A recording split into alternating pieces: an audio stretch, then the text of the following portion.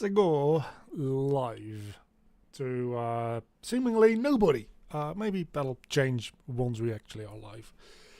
I don't know. Okay, so the ID for today, while my chair is being very squeaky because it's a cheap ass fucking chair. The idea for today is that I'm going to get started. I'm not going to finish this. I'm going to just straight up tie it up. We're going to start the coding for the puzzle in the first complete dungeon of my game. I have I don't even know what it's called. It's one of those like flipping tile puzzles where you activate one tile and then it flips over and all the tiles right next to it also flip over and you will need to like get them activated. That's the simple puzzle for the tutorial world, and then every world is going to have its own puzzle. Just to have a little bit of variety in the gameplay, really. And the puzzle we're going to be working on right now is a pipe puzzle. And if you don't know what a pipe puzzle is, I don't know if it is the right word for it. It's what I call it. Let's see, pipe puzzle. Yeah, so it's one of these types of puzzles. I'll just like, you probably recognize them. So you've got all these little bits that you can rotate around, and you need to connect point A to point B through rotating these around themselves. So that's what we're going to be programming today. That's the basic idea. Anyway, I have a rough idea as to how this is going to work. And we'll see whether or not that rough idea works or not. Probably not. So, welcome everybody to my 2 hours of misery. How is everybody doing today? I used some pipe meshes to make this thumbnail for this stream. Let's see. We just throw it in here. Make a new C++ class for a actor. And that will be pipe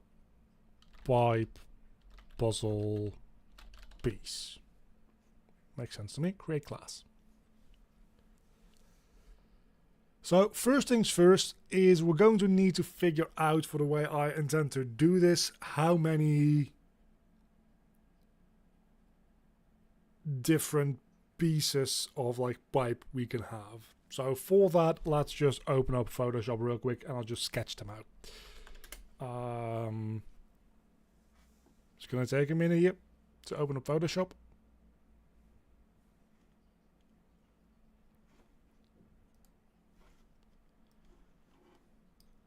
I'll put that on the other monitor right now so it doesn't block Unreal. 1080 is good enough. Okay, so we have a number of different shapes that we can have, right? So we have the straight down, we have the LPs,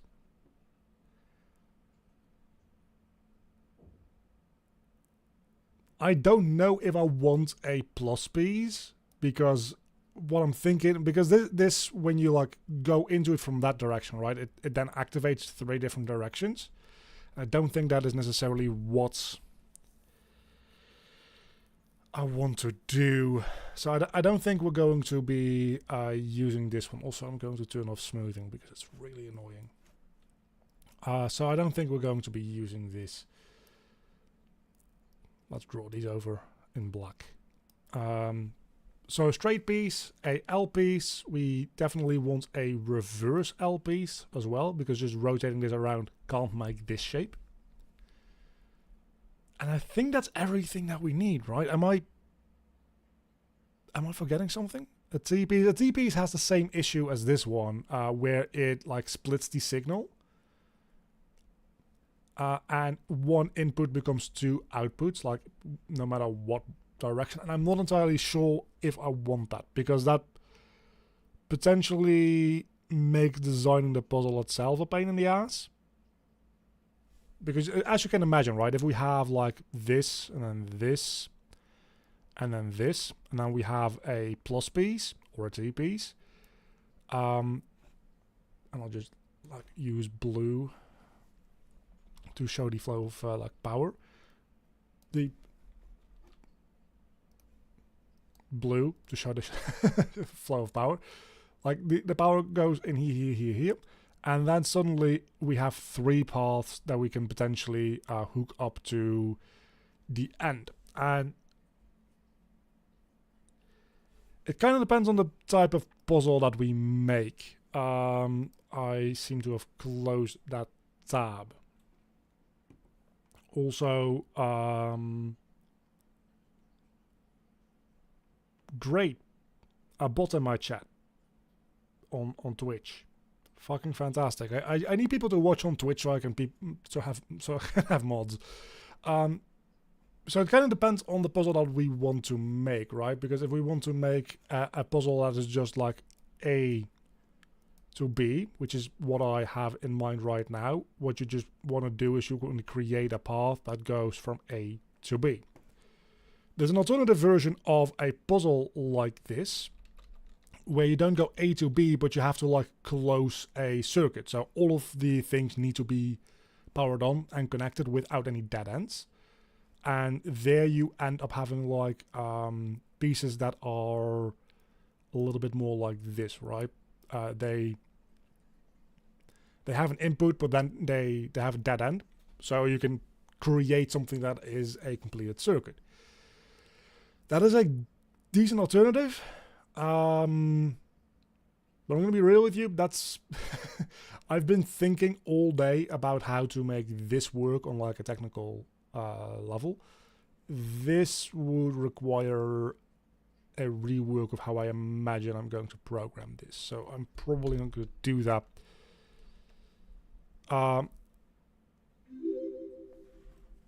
I do also stream on Twitch.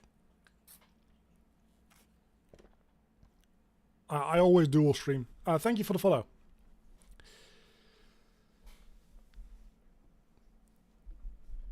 Though I do prefer people watching on YouTube because YouTube runs ads and ads make money. And I don't get enough traction on Twitch to run ads on there because I'm not affiliated yet. So I stream on Twitch mostly as a courtesy for people who want to watch there. As far as like a dash piece goes, like one that goes this way, that's just this one rotated 90 degrees, right? And the same goes for a piece that is shaped like this. That's just this one rotated 90 degrees. And one that is like this, that's just rotated the other way 90 degrees. And actually, hold on, if we... Am I insane? Because this one becomes... If you rotate that, it becomes that one. If we rotate that, it becomes that one. If we rotate that. So we only need 2 pieces. Am I actually insane? Because that is how this rotates. Right? I'm going to just do this in 3D real quick. Hold on. Yeah, no, the L piece is the same. Seemingly. I could have sworn that it wouldn't be, but I'm going to just try this out real quick in 3D. I had a feeling that something like this might happen, so I opened up Blender ahead of time.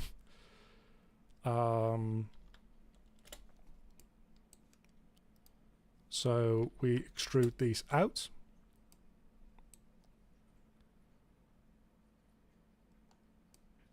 How about a split 2?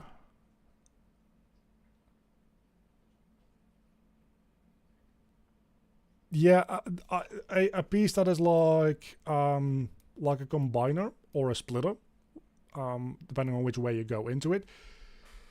Look, all these kind of pieces make sense for the kind of puzzle where you need to finish an entire circuit, right? But these type of pieces, first and foremost, this doesn't work in a tiling system because the way this is going to work is it's all going to be tiled. I suppose if you have diagonal pieces as well, that still does work. Maybe. I'll think about that in a second. So if I rotate this 90 degrees,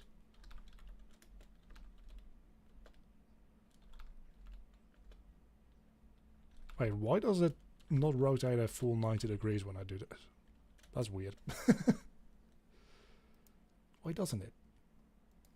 Probably made a typo at some point. Okay, so we have a L in that direction. If I just rotate this 90 degrees 3 times, we have an L piece that goes that direction. So we only need one L piece. So what we're learning here today is that I suck at spatial visualization. So we only need a let's remove everything. I will just replace it with white. So the only thing that we need, starting from scratch, is a L piece and a straight piece.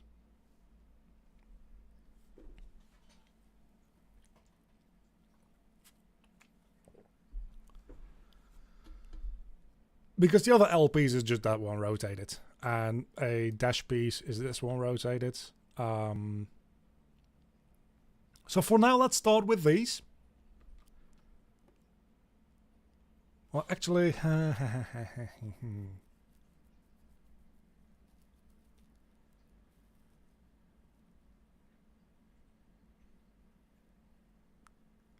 look, the thing that I'm thinking about, right, is if I were to make a puzzle game on this system, I probably would end up making like a T-split, so something like this or something like that, to add in more complex puzzles later down the line. But the thing is, we're only going to be making one puzzle in one room, making use of this mechanic, and very potentially maybe in like a final dungeon this will come back with a more difficult version. But I am in no way sold on that idea yet. So we also should try to not overcomplicate it. It's just something for a player to do for like a minute or two before moving back on into the action RPG piece. I'm not making a puzzle game because I suck at puzzles. Is really the reason. So I think keeping it simple is probably a good thing. So we're just going to keep it simple at that with those two right now. Which means we're going to get to coding.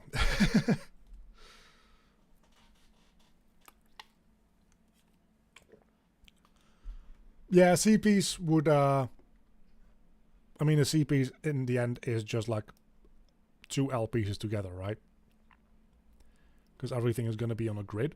So if we have one thing coming in and we would have a C piece that like...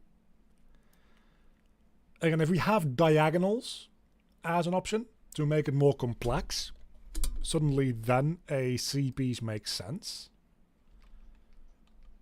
But with just this for now, I don't think we need that.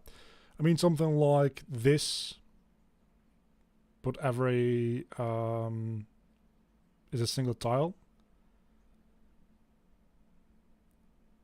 Yeah, but that does complicate things quite a bit from like both a programming but also a gameplay perspective, because then without any tutorialization, the player needs to realize that they can split the energy flow, but also need to recombine it in order to get it back to the end position. And without any tutorialization for mechanics like that, I don't think that's going to make sense to a lot of players. Or at least there's going to be a not insignificant portion of players that are going to have trouble with that. People are already having trouble with the current puzzle that I have without any tutorialization. And that seems to me, at least, to be the most straightforward, simple thing you could have. You stand on a tile, and the tile plus all the tiles next to it switch their states from on to off. And people already don't understand that somehow. So that's why I'm a little bit hesitant to add in things. But Let's make a enum. Can we make? I always forget local enum. Hello, ChatGPT. Unreal making a local enum.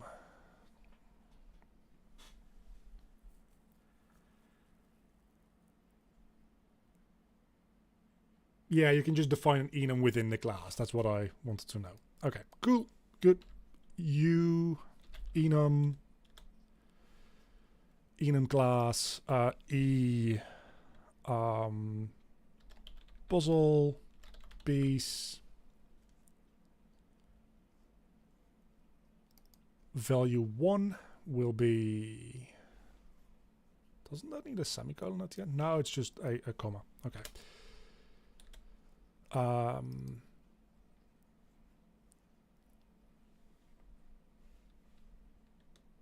Corner piece, line piece, and honestly, we can just use the same display names for those.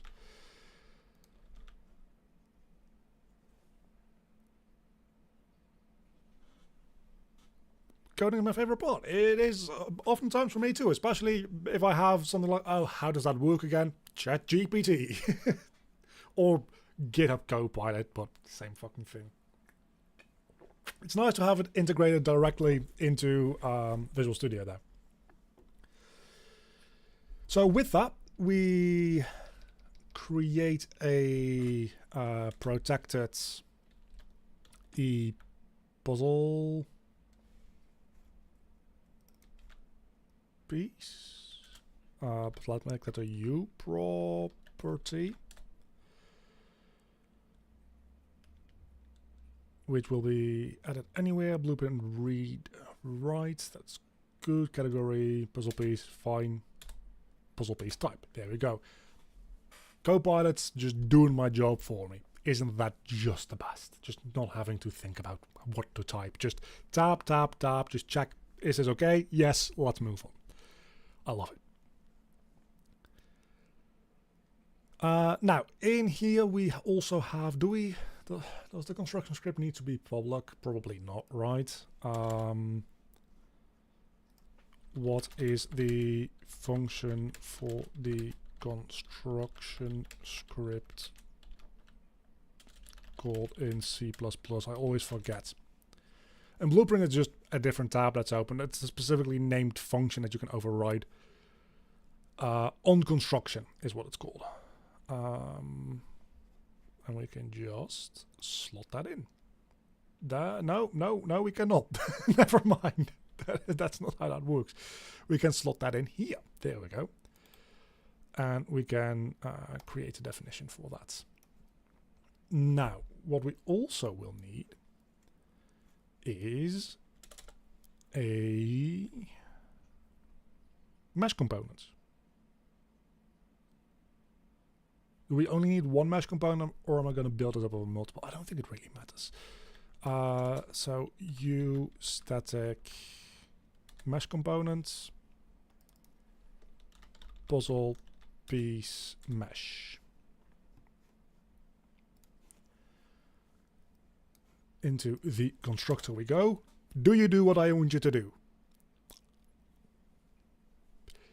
You do not. Okay. I kind of hope that you would recognize what I was trying to do here. Looks like an awesome tool, but do I have money for it? It's like $10 a month, I believe, for this version. There's a cheaper version, which I think might be $5 a month, which is only the intelligent autofill without the chat capability. But if you also want the chat capability, I think it's $10 a month. It is worth it in my opinion, though, even if you only use it for like 2-3 hours a month.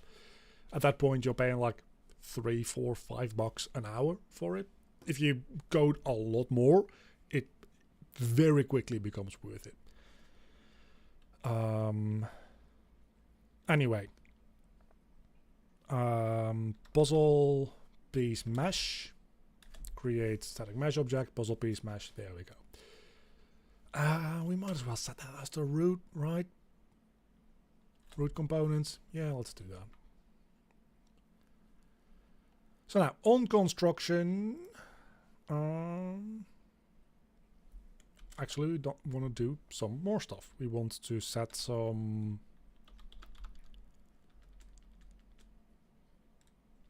static, what is it called again? Just use static mesh, right?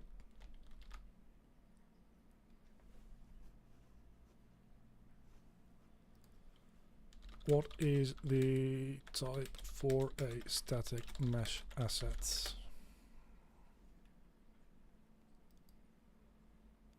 Use static mesh. Cool.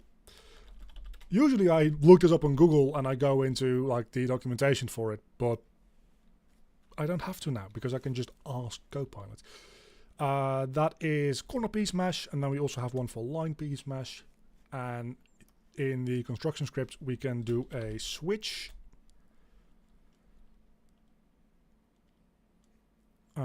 for puzzle piece type, and then put in the case. So the default will be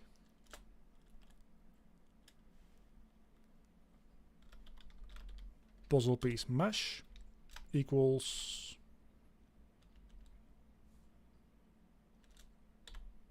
dot set static mesh. There we go. And I think the default will be the line mesh.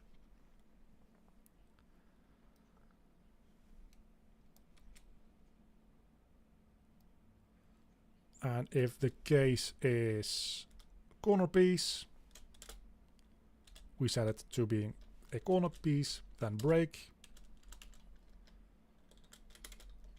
And if the case is line piece, then we set it to line piece and break.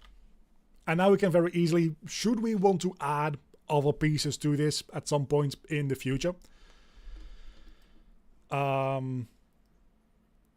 we can quite easily just add more cases to this, which is why I'm using enum and a switch rather than just a bool, because I do want to keep this open to expansion if need be.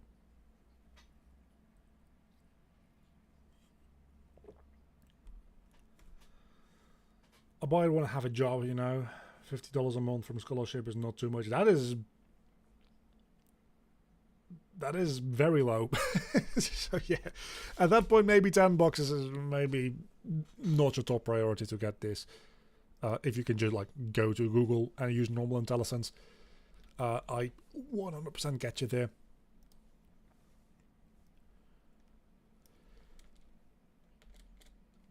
So now the real stuff starts, because we probably want U properties. Maybe, I don't know if these need to be U properties, honestly, but what we're going to do is these need to be, let's just make them visible anywhere. Blueprint, read, let's do write as well, just in case I need it. I don't know why you think I want arrow components here. Like that doesn't make a huge amount of sense. But you're pretty close, because what I want is I want a reference to more a pipe puzzle piece. I want pointers to the north piece. And you can see where we're going. I'm just going to have references to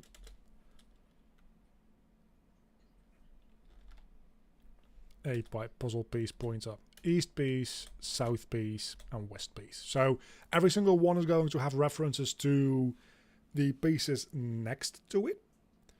And through that, we're going to direct the power flow. That is what I currently have in mind for this.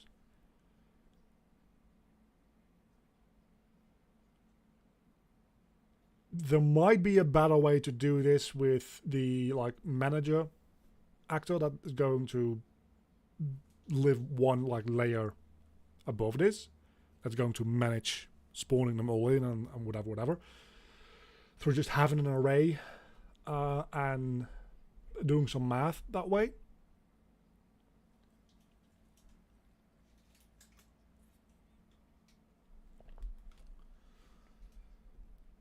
Technically speaking, that is probably easier to do. Actually, yes, we're going to do it that way. I think we're going to do it that way.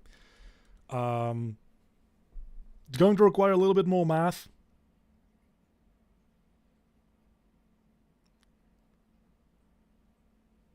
But I still need these references, right? No, I still need these references that way. I think this is the easiest way. So there's two ways we can do this. We can set these pointers for every single one of them, which takes up a bit of memory, I will admit. Or what we can do is, because we have eventually what we'll have is we'll have like a grid of these things, right? So we have 1, 2. I'm just gonna draw it as a 4x4 for the time being, because otherwise this is gonna be way too time consuming to show. Frankly, I think you already kind of get the point, but we're most of the way there. I don't know why the rightmost ones are bigger and the leftmost ones are tiny. That's because my drawing skills just freaking suck. You see, these ones are relatively the same. So at the moment, the way I've got this set up is each one of these will have like references to each of the things next to it. And when I rotate one, I will update the powered or unpowered state of the relevant neighbors. What I could also do is, because this is also going to like live inside of a bigger actor that's going to manage all this, I could also say, okay, so when I change this one, this will be index number 2, because this is 1, this is 0. When this one changes, figure out, due to the grid size that we have here, it should update index 1 and index 3 and index 6, which I can just figure out through math, right? Then we need to look through that array every single time we update one of these tiles, but then they don't all need to have references to the other ones. So those are really the two options that we have. Initially, when I started this stream, I was thinking I'm going to make the north, east, south, west, whatever. But that is less expandable. Did I make a typo for the puzzle piece? Yes, I did. Issue is changing class names for classes made with Unreal is a pain. So this is going to be called pipe puzzle pieces going forward, and we're going to have to kind of deal with that. That is a typo. You are correct. But yeah, so the thing is that the system with like 4 pointers doesn't allow for any diagonal influence at all, unless I add pointers for those as well, I suppose. But if I just make this entirely like done through math, I think it'll be easier to, if I want to eventually. And this seems like something that I can pretty easily expand into being a simple, cheap marketplace asset as well, which is what I'm keeping in mind. And at that point, I think it will be better to use the array method. So we're going to do it that way for now, I think.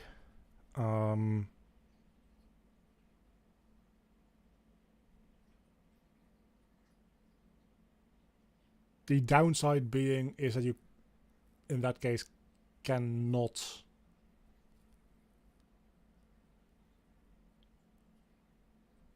change or make a puzzle without the parent actor. Do I really care about that though?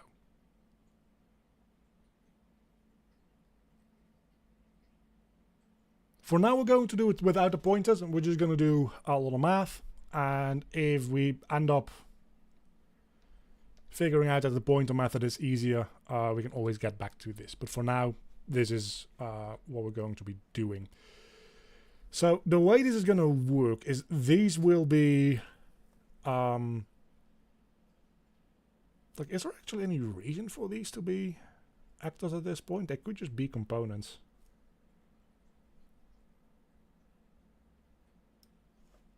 Because they only have the one static mesh component, right?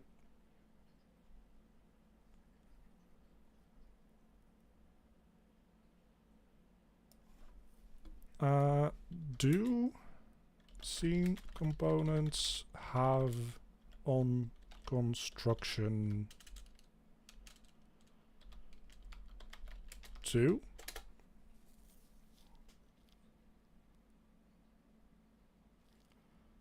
Yeah, it's a actor class thing, so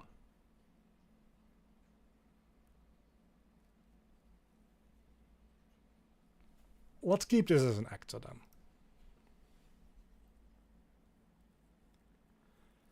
I mean, these are going to be components on the next actor. They're going to be child actor components.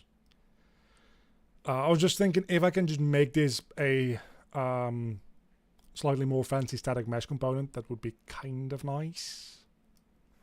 But then I can't change them with...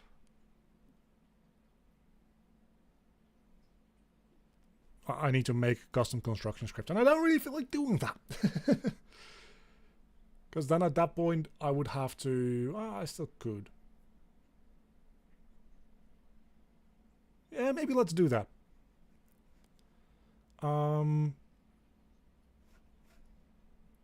Let's try to do that anyway. I think that makes sense. So we want to change this to a static mesh component. And then this is going to need to be changed to include the static mesh component instead. Do we need to change anything here? I don't think that we do. Aside from the fact that we'll call this components construction, and this won't be an override. We'll get there. And we don't need the transform for it anymore either, I don't think.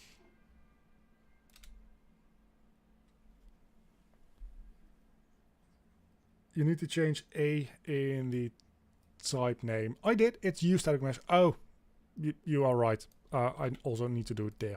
That is now a U. You are correct. 100% correct. Now, this is probably going to scream at me when I try to compile it. Let's see. Because I can promise you, there we go. We forgot something. Invalid use of the may only appear in global scopes.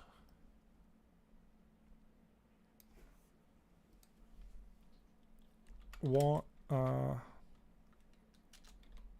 Making a private enum.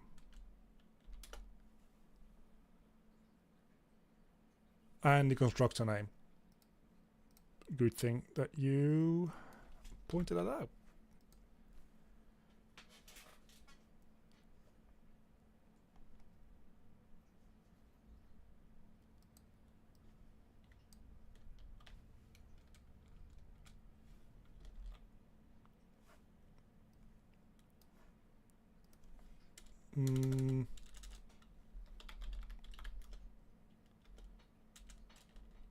Let's try to put it in the private section like this here.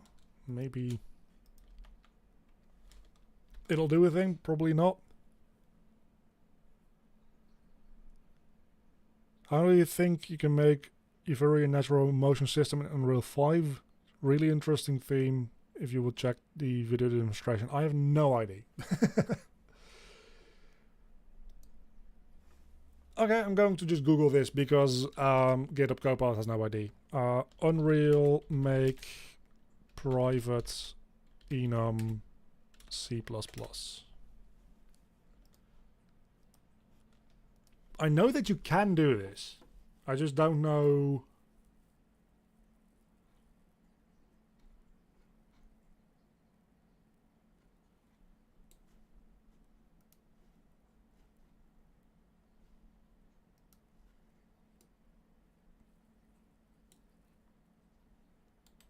Unscoped versus scoped enums. That's what I need to know.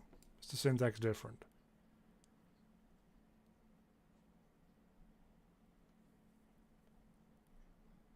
I think what's going on here is you can just make normal enums.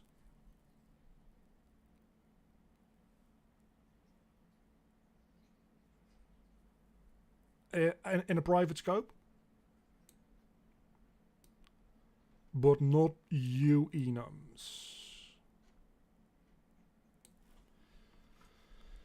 So if you just purely need it for your C++ code, that's fine. But if you need to access it through like uProperty in the editor, it's going to have trouble doing that, which makes sense because it wouldn't have access to that most likely. Is there a quick way to do that? Yes, there is. Do I care? Not really. So now this should work. Now it's in a global scope. It's going to scream about something else, surely. Yes, hey. Okay, let's check out CPP.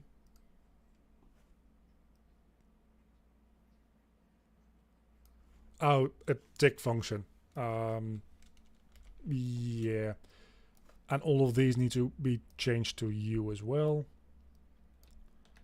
I don't even think this thing really needs a begin play, to be honest with you. We don't need to set this as a root component. We don't need to set the actor can tick anymore either.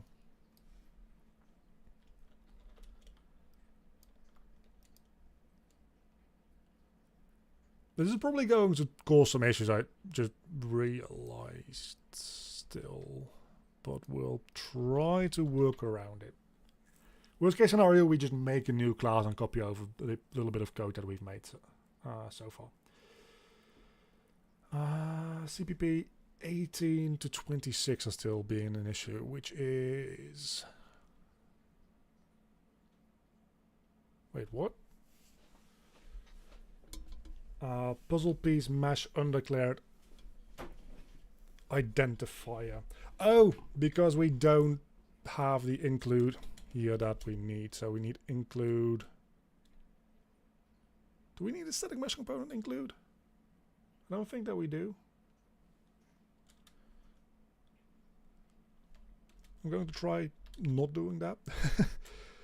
Static.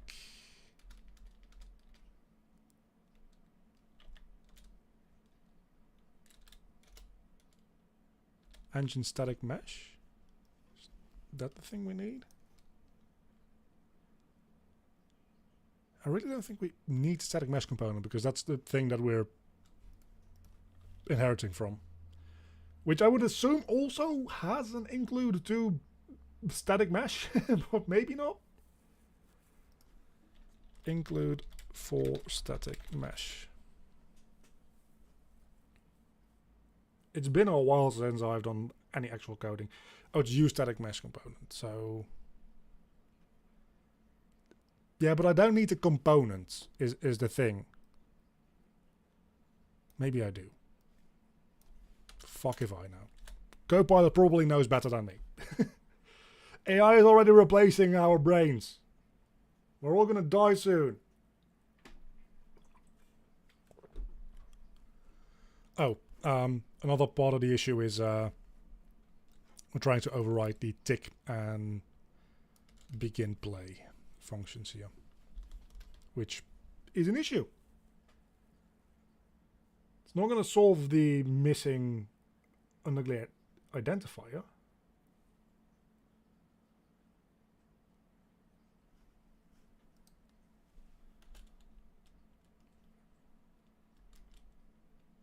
I'm just going to keep adding includes static mesh. There we go. We don't need constructor to help us. Fuck off.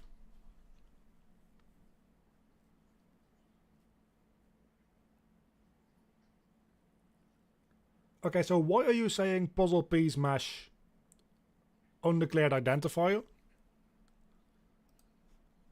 while it is a static mesh, which I very much am including right here?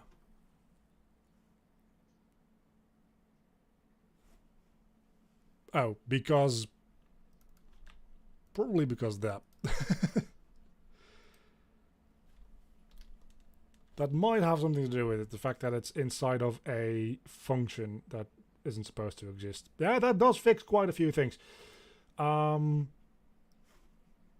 there's only a couple of issues here now. And the only thing we have left is the CPP line 20, where we are indeed using a dot when we should be using a arrow.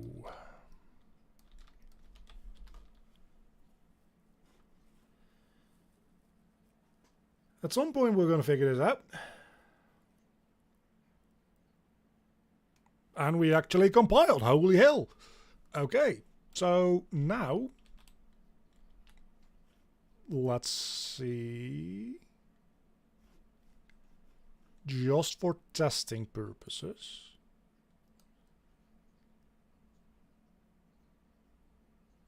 Oh, but that's still... yeah, actually, no. Maybe this is still not ideal.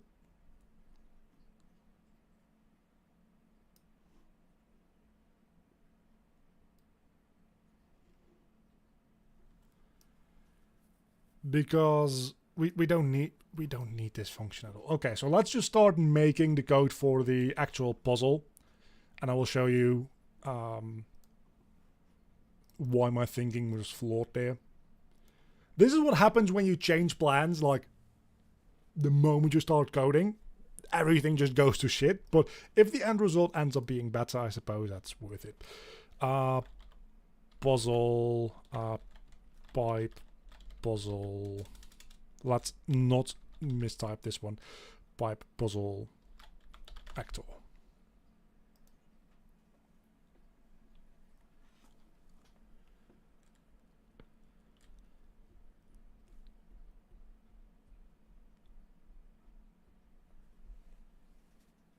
So this one does need a construction script. So let's add a virtual void on construct.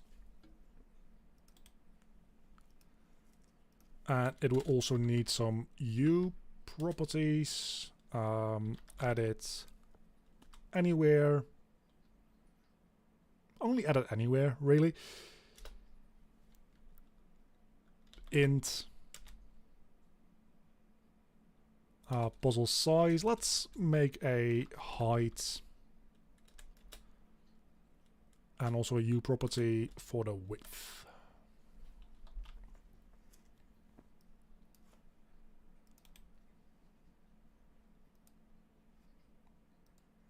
So on construction, what we'll do is...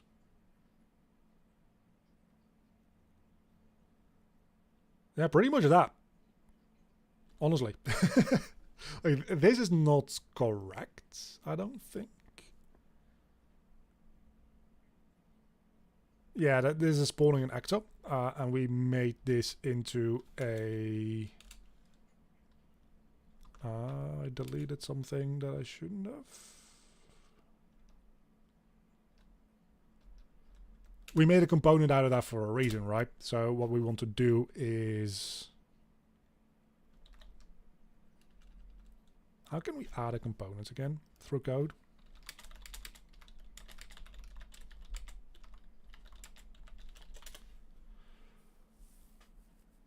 Hello, hello, hello. Welcome to the stream. Also, I probably shouldn't be hiding my Twitch chat in case somebody stumbles into it.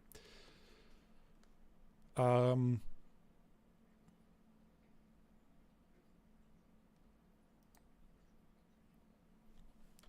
want to add a new static mesh component in the onConstruct function. And while it thinks about that, we're going to go up here and include the component we just made. Not static mesh.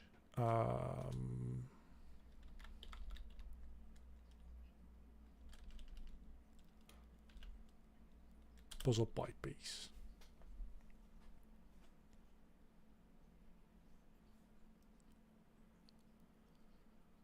Alright, yeah, so we'll need an array to house those in as well. U property, which this one will be only visible anywhere. And a T array U puzzle piece points at puzzle pieces. That is exactly what I need.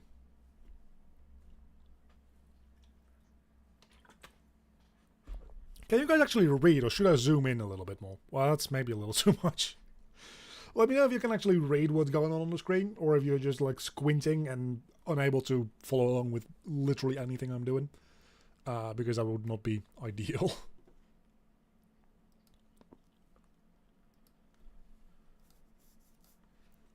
So we first add a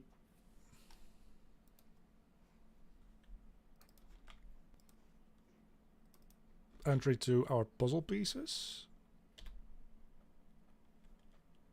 Dot add new objects. No, that can't be it.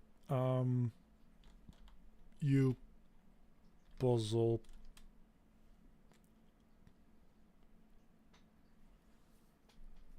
Is that it? Yeah, no, I think that is it actually. I've never done this through C++ before. But we can make it like that. And then we attach the new piece to the root components.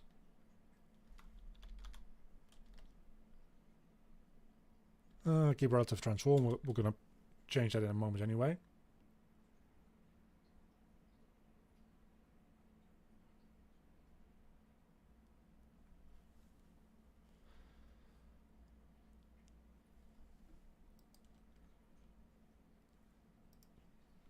And then we add that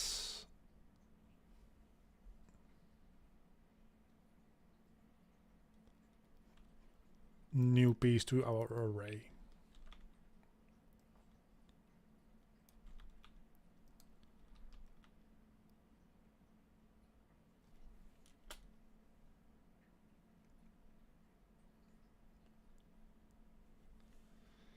Okay.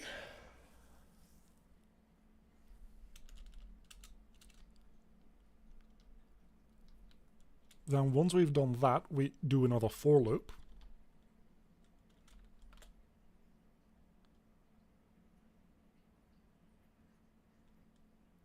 For each loop is what I want.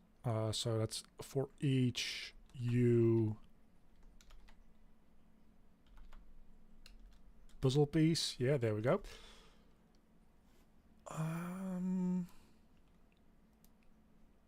We can do its component construction, which is this. Yeah, that makes sense to me. Hello, you get fucking timed the hell out. Bye.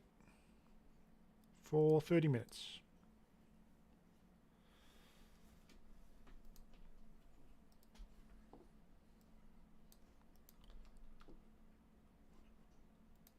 So let's test this out, because this is probably going to crash. Because I probably did something wrong. But we'll figure it out together. I also made some mistakes somewhere in my code, apparently. Attached component is not, that's because attached to component is with a capital A. Then in line 36, it says I'm missing... Yeah, no, I'm not. No, that's the thing. It said I was missing a semicolon, but I don't think I am. I don't think that I am. U puzzle piece. Oh, it's because I was being an idiot, and it's Bizzle Piece, because I'm just that good. Oh no, wait a second. This is Puzzle. That is a U. Maybe I should go back and change the class name. Maybe this will still let me change the class name. I remember having trouble with that in the past, but maybe it'll be fine.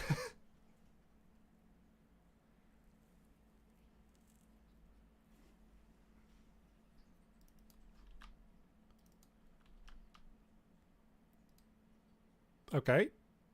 I am an idiot.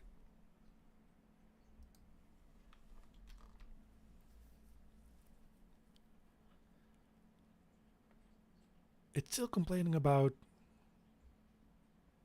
cannot access protected member in UPy puzzle piece. That is fine, honestly.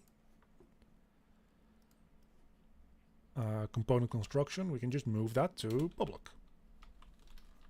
I'm fine with that.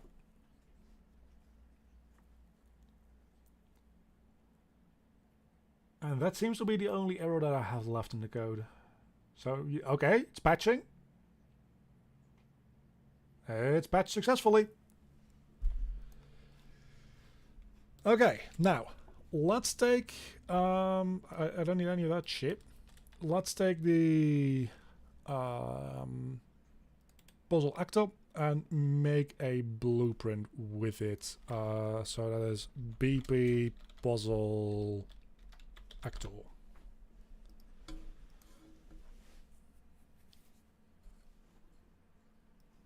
Just to check this out for a moment.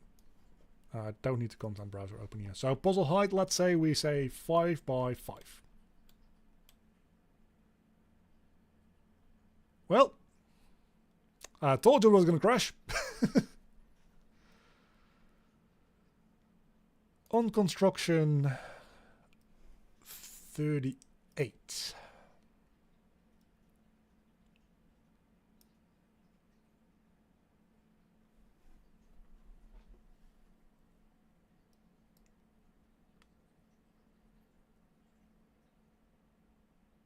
I'm going to try it one more time.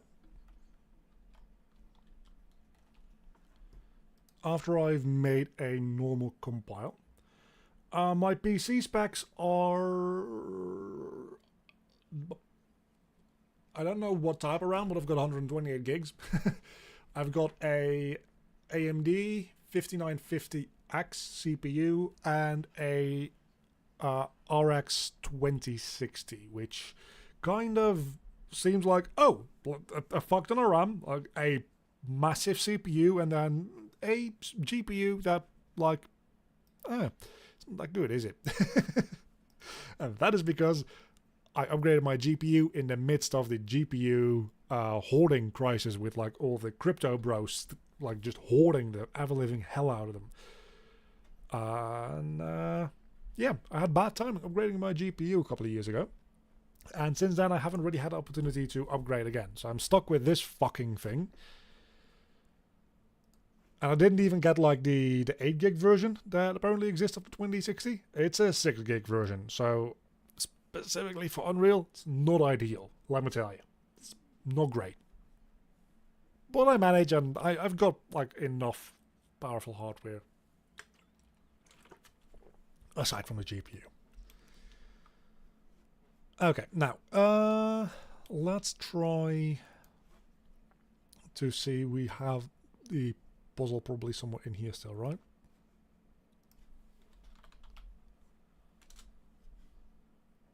No. That seemingly did not save. We can just try again.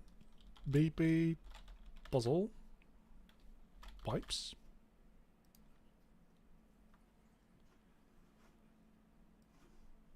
It's probably going to crash again. I just want to make sure that we can all agree on that. It didn't crash. Okay, now I'm compiling it. Yeah, never mind. It still crashes.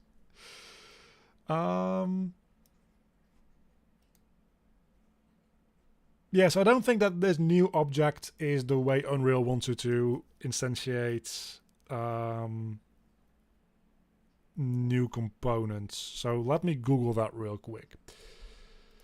Unreal, make new components in onConstruct.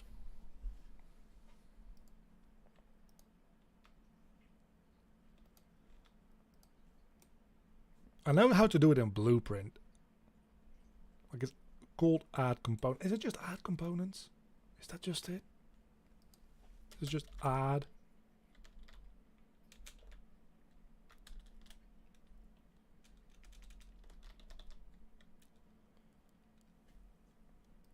My intelligence just isn't working properly either, I feel. Is it? No, it straight up just isn't. Hold on one moment. I think I have an idea as to why that might be fucking up. Reveal File Explorer. What if we do this? That sometimes fixes shit.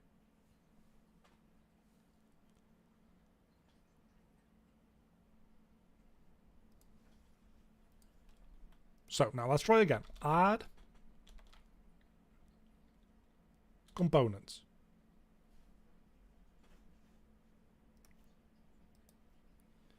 Can we use add components instead? That's probably the issue that we were running into there.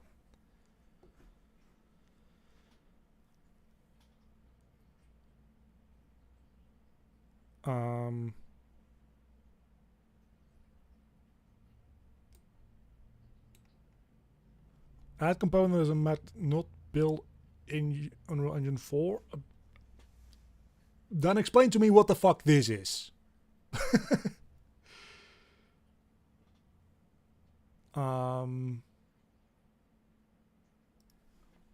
So yeah, maybe this is a thing that I just want to do in Blueprint, but I really kind of don't. Add component to actor in C++. I know how to do it in the constructor is the thing, but I really don't want to do it in the constructor is the thing. Add components by class. Thank you very much. Add components by class. And then we want to add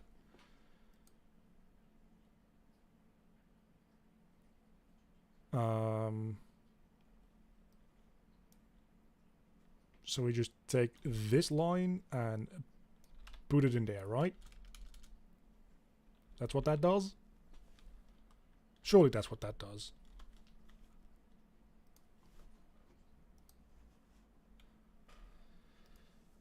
We're about to find out.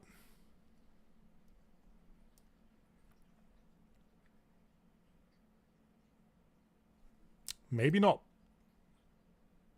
Does this not return anything? It returns a uActor component.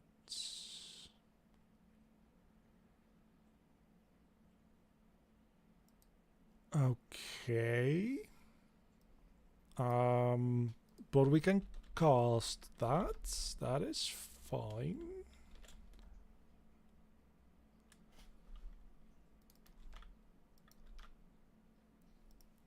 Right. So if we just throw that in there. That should fix that.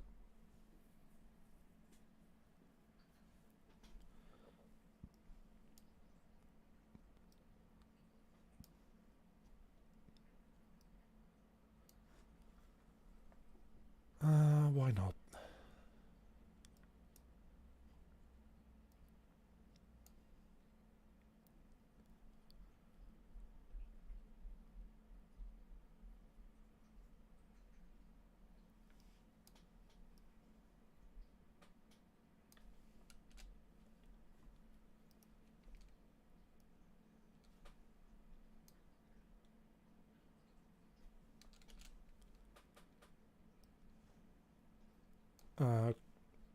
Maybe just remove this for the time being. And just say If we just simply add component by class and we don't do anything else, just do that first and we'll figure the rest out later. We'll still need to get that into an array. Yeah, you see it's still complaining. So let's actually read what it says here. Actor component by class function does not take one arg. Oh, yeah, no, okay. That is, you know what, that is fair enough. Probably should have read that a little bit earlier. The set a class, and then we want to take the transform location is the next one, right? Yes, I know. I just want to know what parameters it takes again, because it's that's kind of important information to have. I know it doesn't take one argument.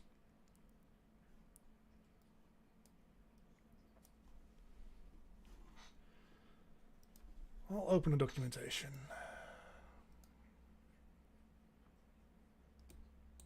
It takes in...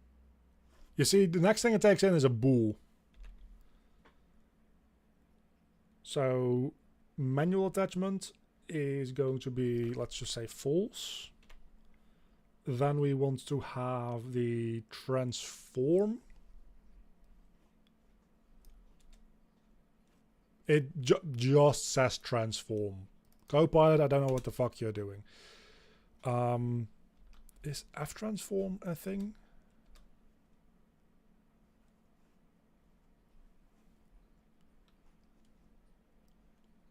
Let's make this a little bit more readable, shall we?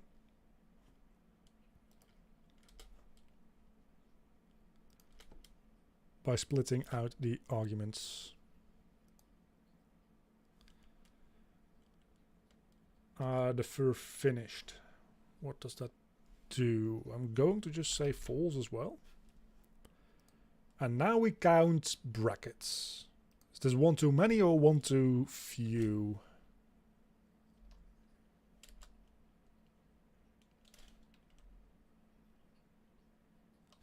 So this one matches that one. Then this one, yeah, it's one too many, I think. No, it's the right amount. Why are you still complaining? Does not take one argument. Well, I've got fucking news for you. I've given it 4 arguments, so maybe you just shut your fucking mouth. How does that sound?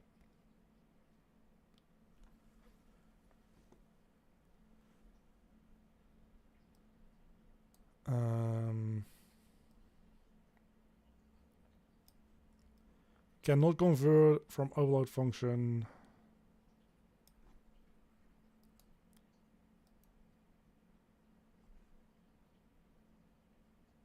Oh, that's the issue. So are we good now? I really don't.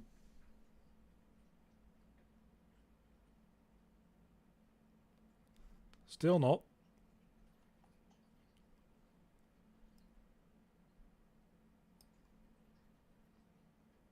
Okay, so here we're just missing a bracket.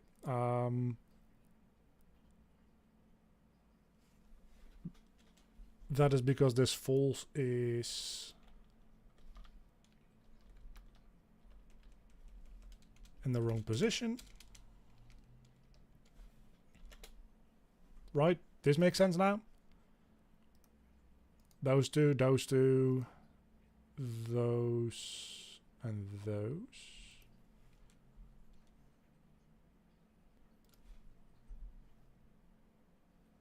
Does not take 3 arguments. Yeah, that... Okay. But now we've got 4 arguments. Finally. You're going to stop complaining, right? You're probably not.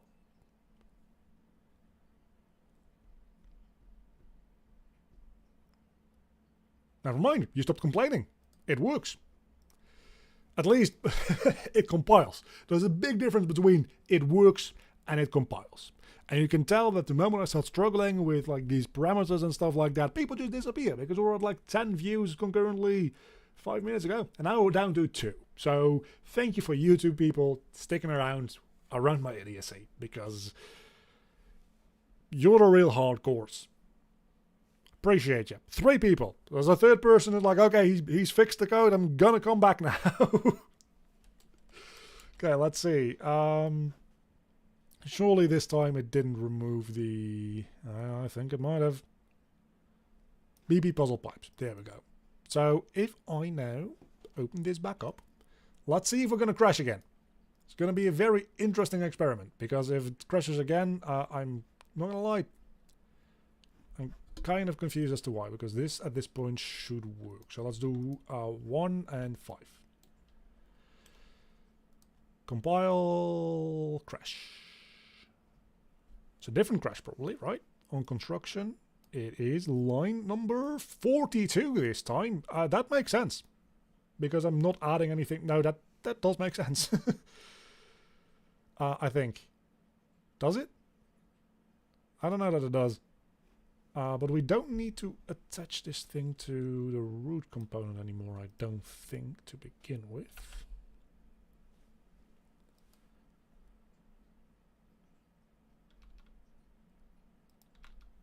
So without doing any of this, let's just check whether or not it adds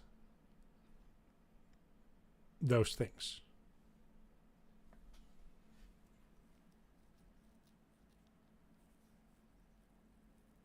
Just checking whether or not it adds those components to begin with is probably the first step that we should be doing. And then we can worry about adding them to arrays and all that kind of good stuff.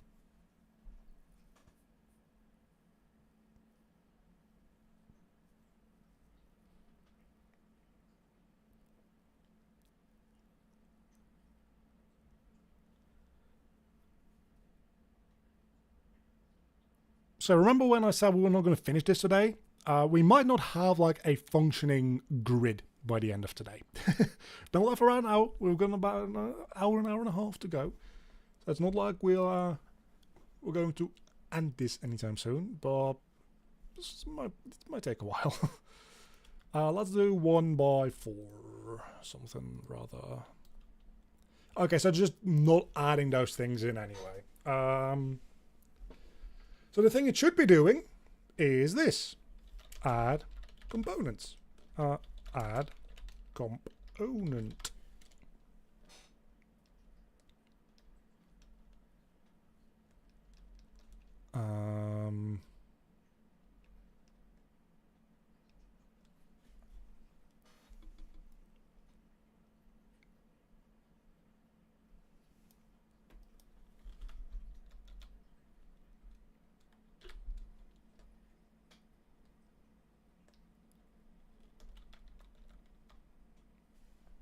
Huh. Unreal, add custom components in construction scripts. Is that the issue? That I need to set up some specific function or something?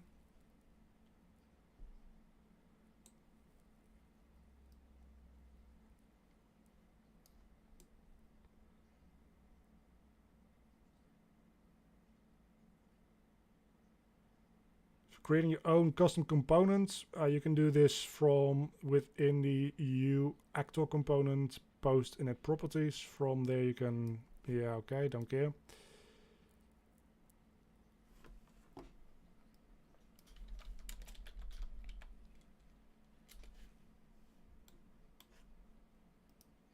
So this I can do, right? And then it, but it doesn't show in the list. So it very well might have those components in there, it just doesn't show them. Well, that's a start, isn't it? That is a start. Okay, so what I'm going to do is I'm going to real quick run and use the bathroom, and then we'll, when I'm back, we'll continue on with this, because I think it is actually adding those components, it's just not showing them to me. Which is better than them not being added in the first place.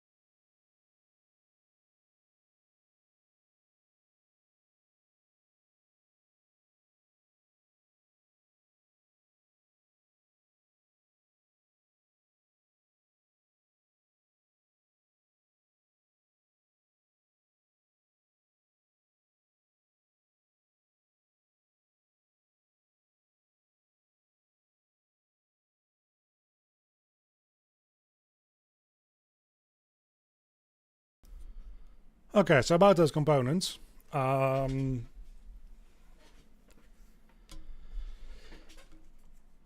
We first need to check whether or not like scene components are children of actor components, right? Let's check that first. They have to be.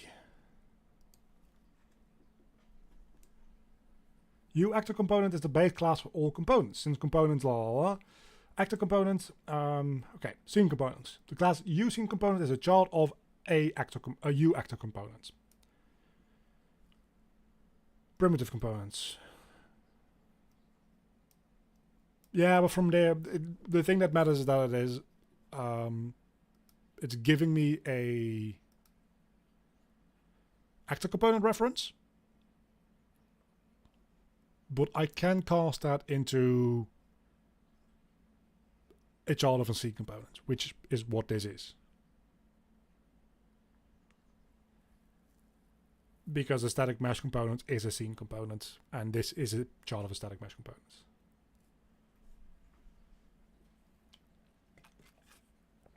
Frankly, it probably shouldn't be. I know how I think about it.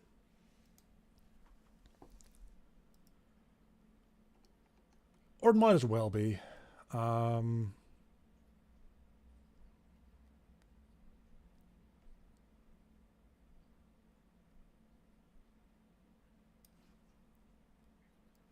But let's make this scene components anyway.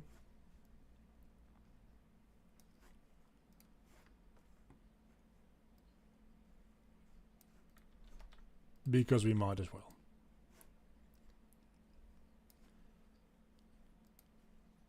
Now, does this give any compiling errors? It shouldn't. Doesn't look like it is. Yeah, no, that looks good.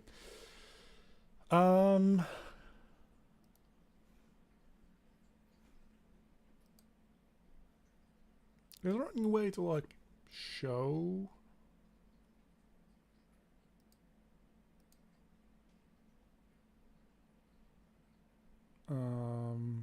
Probably don't run it on dragging actually.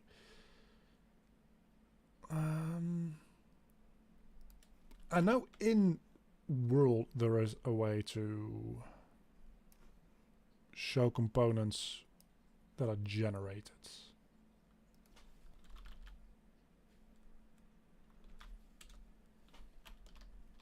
I just forget how it works.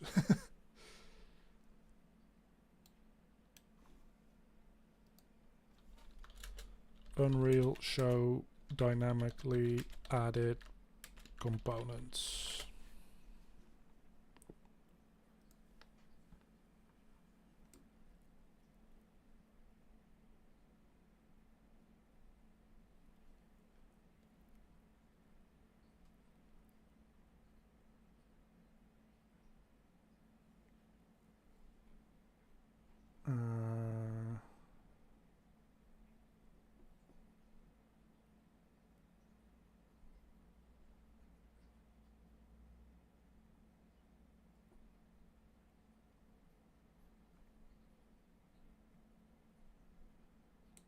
Well, seems like there is some way to do it, but for now, we're not gonna worry too much about that. Yeah, no, I don't think we should be worrying too much about that for the time being. For the time being, what we want to do is we want to just make sure that... Where actually is that array in here?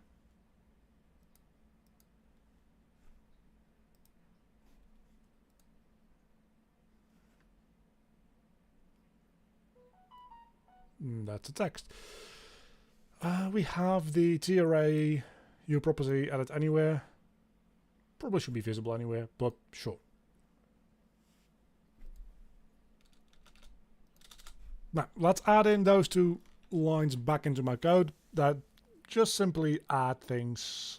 I don't actually... I don't know that I need to add them to the root component necessarily. But this is a good test, actually. This is a pretty decent test, because what I can do now is... It's got 32 elements. What the fuck? 36 elements. Oh, anytime I move it, it regenerates them. So, yeah, no, okay. On construct, the first fucking thing that it does is we say puzzle pieces dot empty, please.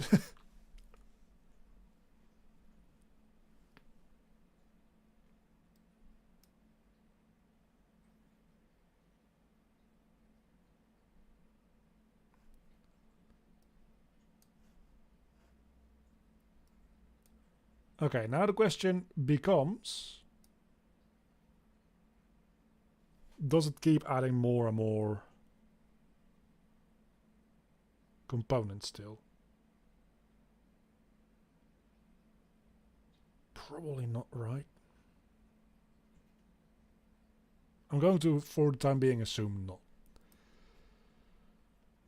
And it is adding them into this array. So we know that these arrays have...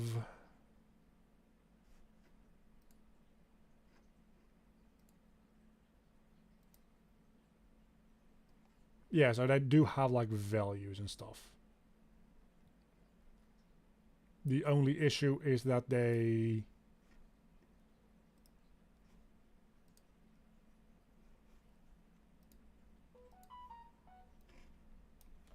don't have this stuff to actually do anything with it.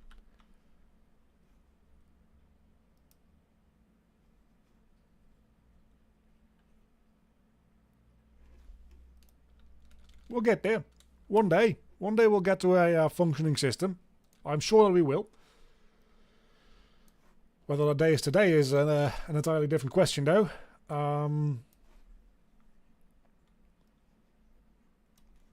Let's just move this over as well. 'Cause why not?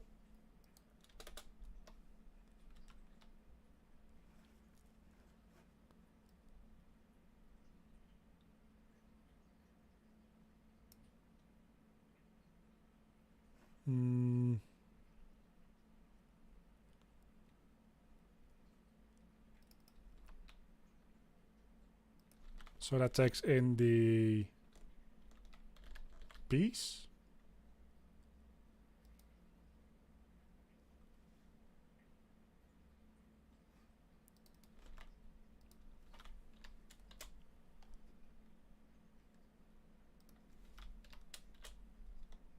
And that should do it, I think.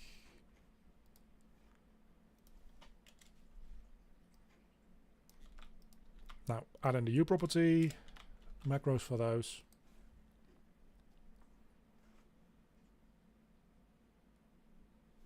And then in here we say the component construction for the specific piece.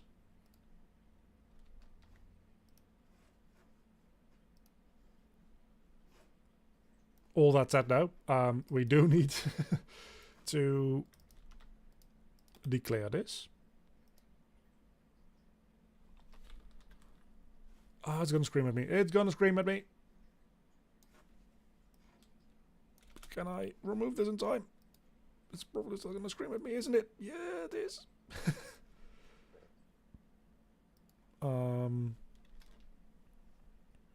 Was it because of that, or is it because of something else?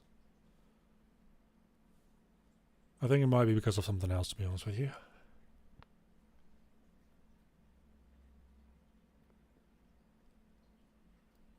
Yeah, it was because of something else entirely. Let's take a look. It is in CPP 43 again.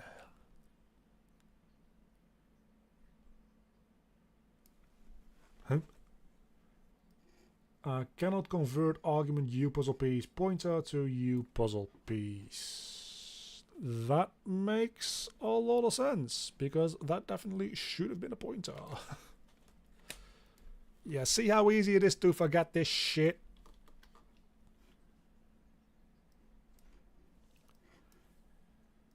Let's try again. See if it... Compilation error, of course. There's a lot less though. Maybe not. Access to member. Okay, that makes sense because this member is...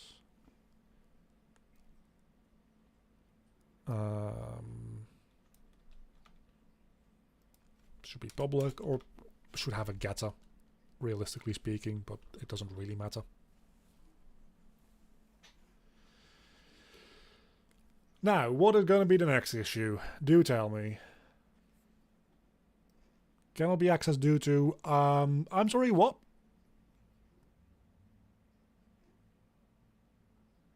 Oh, because it's also protected. Yeah, I probably should be making getters for those, to be honest with you. But I don't really care. Seems to have fixed it so far. It's a good start. So let's say the corner pieces are going to be cubes. And the line pieces will be cones for now.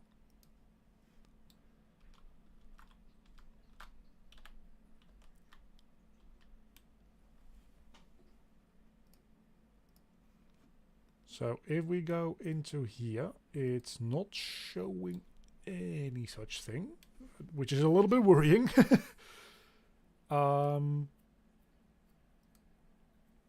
It is.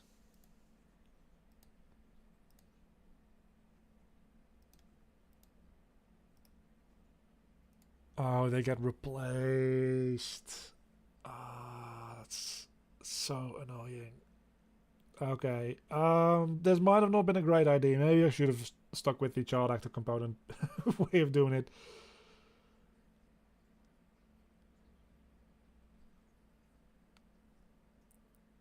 Because every time I change anything about this, it's rerunning the construction scripts. And when it's rerunning the construction scripts, it is replacing these things with the defaults.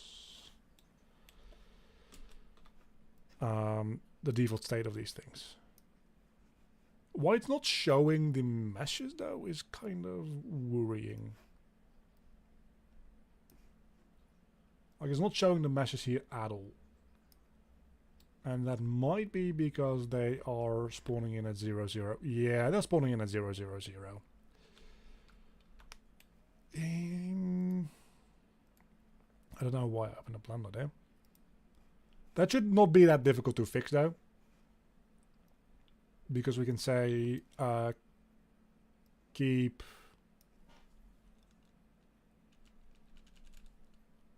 not relative transform. We want to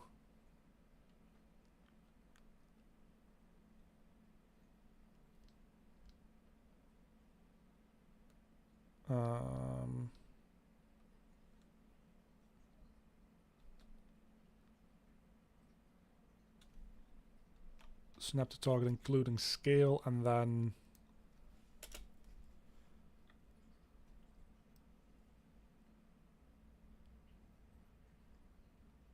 let's see, we can just copy this over real quick, and this can just be a vector, actually just dot 0 vector. Is that a thing that we can do? That's a thing that we can do, I think.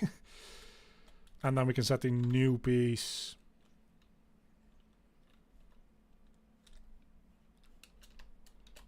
set relative location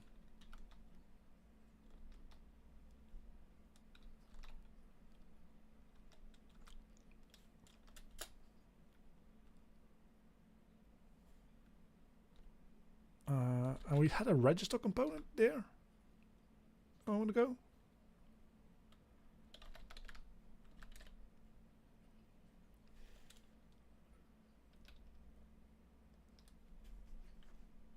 Is that something that we can do to make it show up in the outliner?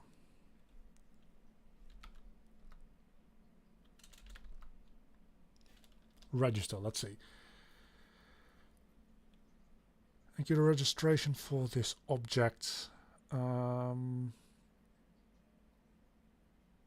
Register components. Hold on. Re-register components. Can you explain component register?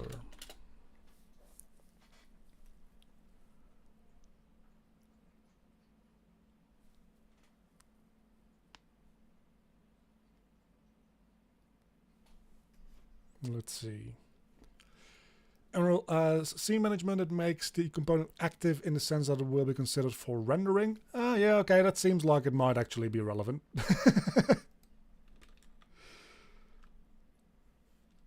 Register components. Does it have any arguments? It doesn't seem like it does. So yeah, that might be slightly relevant. F vector what? Did I fuck something up with the F vector here?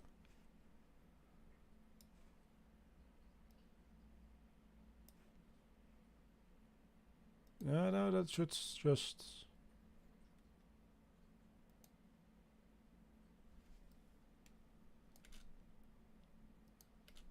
Can we just do that?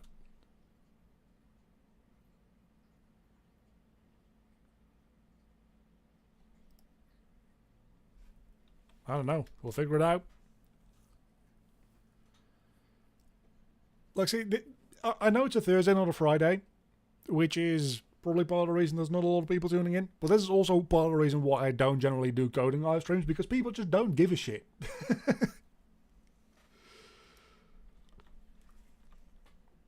Because a lot of it is this. Just fumbling about and trying to remember and realize 1,000 different things. And it just isn't a lot of fun to watch. Every time I do it, I am reminded of that fact.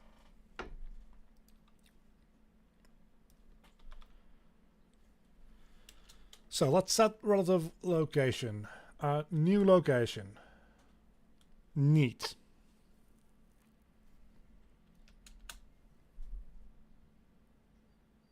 That should work. Why are you complaining about that?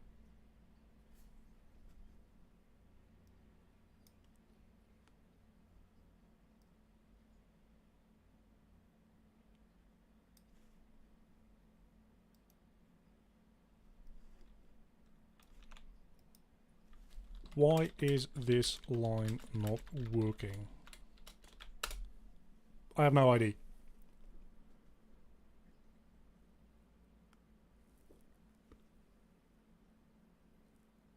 New piece is not point. No, that's not it.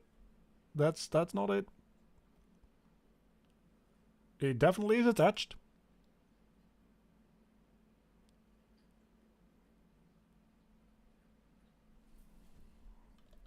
It's a problem with the F vector expression.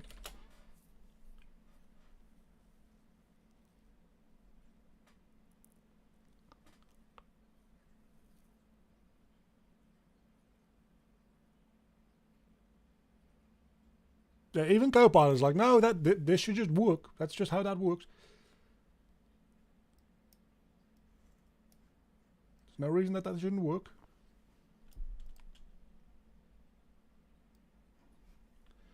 I guess we can just make a vector.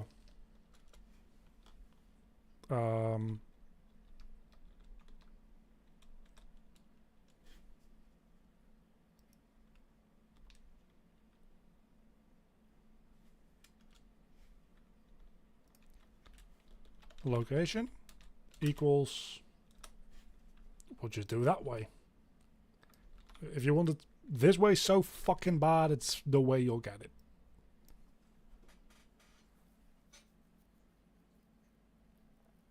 You're still big. Am I just looking at the wrong line of code? Yeah, I'm just looking at the wrong. Oh, fuck me. Okay. Zero vector is probably a function, right?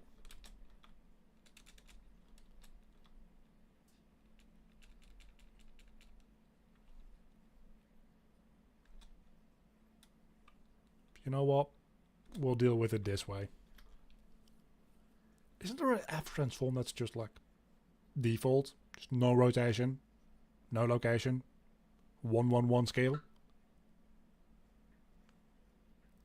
I'm sure there is.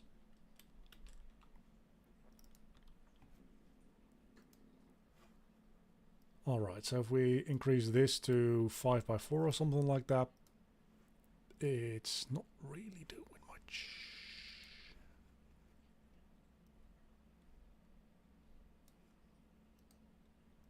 It's adding the right amount of pieces, at least. Like, that's working. It's good. What is less good is the fact that they're still not showing up. Okay, so let's go back to that Unreal forum post here. And actually read through a little bit. Solutions. The following method works for me when attaching components to actors dynamically in the editor. However, actually see the components selection updated with the new components. You need to refresh the details panel by selecting the actor, another actor on the map, and then selecting the actor again. I can deal with that, but that's not what it is doing.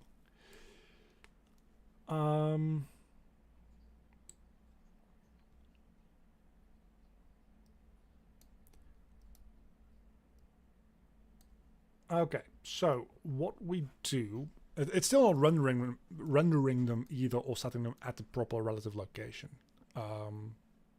seemingly.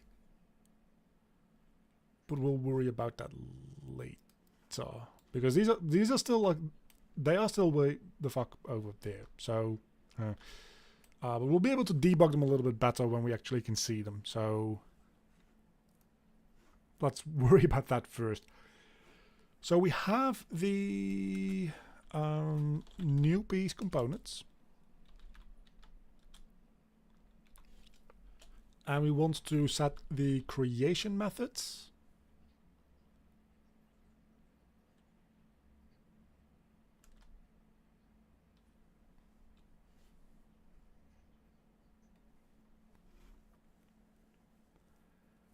This is using the new object method again. Okay, so let's say that we just comment how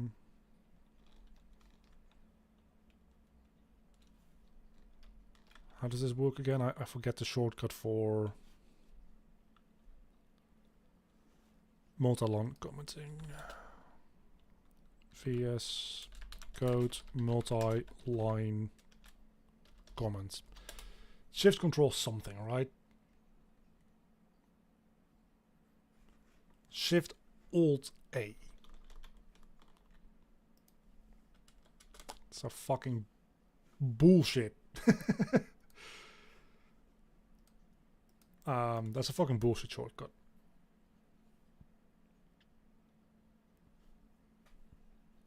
Okay, so let's make it in this way and let's see if this works. We're learning here. We're all learning together. New piece. Equals. New object.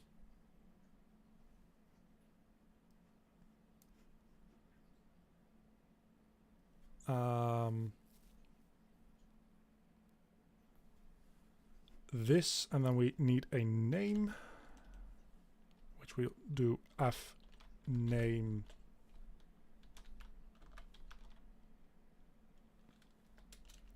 I'm just copying this over from the forum at this point, so I don't know that this is necessarily the best idea to do it this way, but we'll do text and then piece components.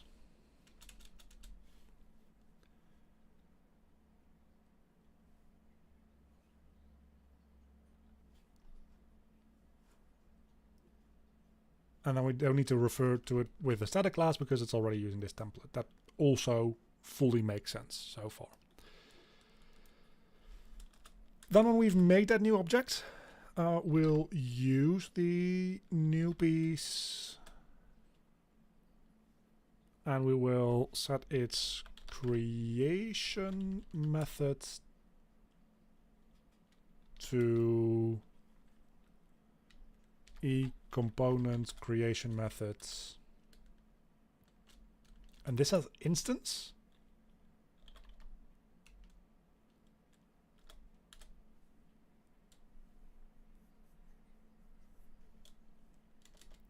Then we check if not new piece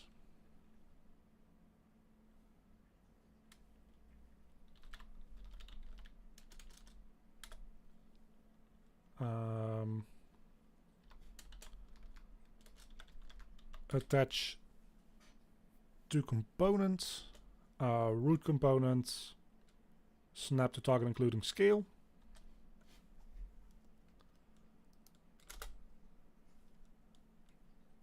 We don't need any sockets. Impossible to attach component to parent.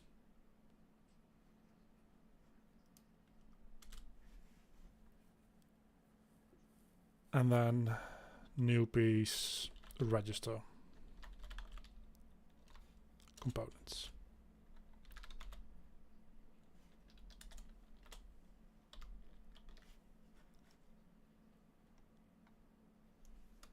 And after all that, what we can do is we can set the relative location.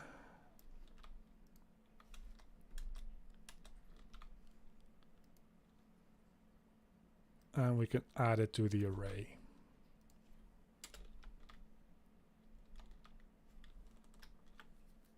Okay, let's see if this fixes our issue, or at least part of our issue.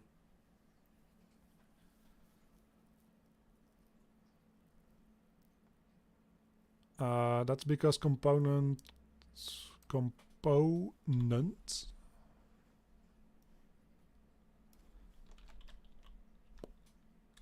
creation method, there we go, instance. Just a typo. No worries yet. It was just a typo so far.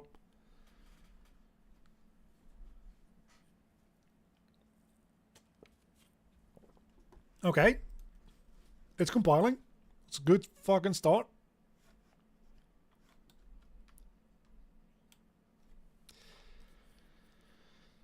But that's about it. It's only a good start, and it's not actually doing anything.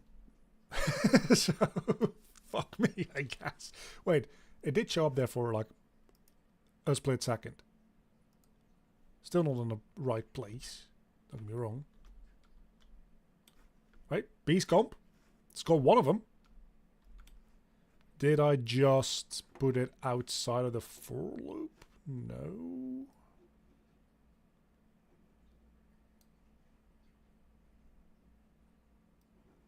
Okay, this is the way forward, at least. We can pretty confidently say that.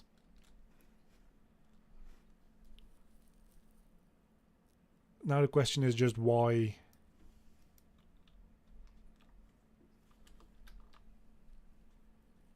Why is it only generating one?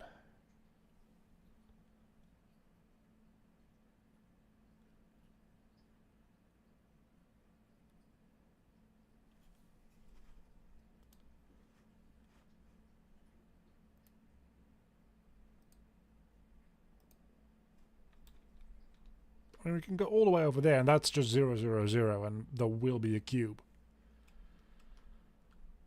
Yeah, you see? There is a cube there. And if we move this around,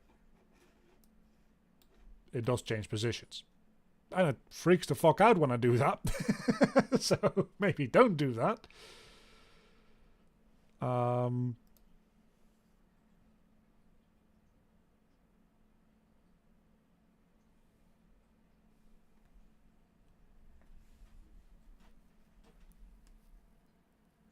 Yeah, maybe don't do that. Also probably should have just like compiled this. I don't really care about any of this. Probably should have just compiled that normally without having to do live coding again, because live coding tends to break things that just usually work perfectly fine. So I'm in Unreal, so this is C++.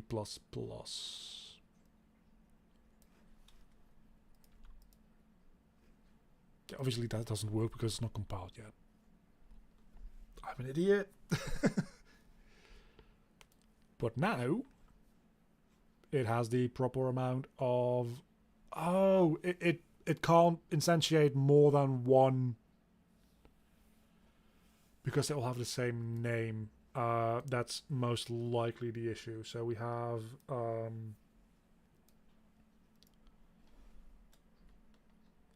plus string from in plus string from j.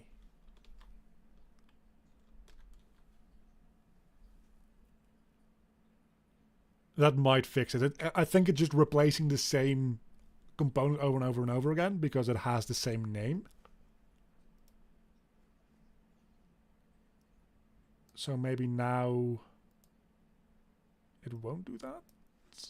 Yeah, you see, there we go. There we go. Now we've got all the components actually listed here.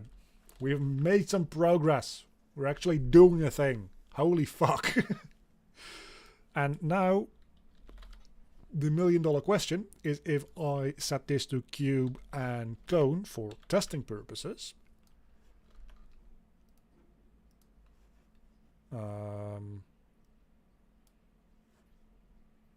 the question is,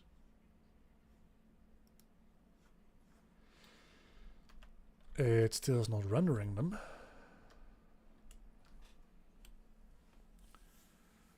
Which YouTube channel do you recommend learning for? Netcore Web? If you, I don't know. You can check around on my YouTube channel for Unreal Engine stuff. But aside from that, I don't really have any good recommendations for you, I don't think. So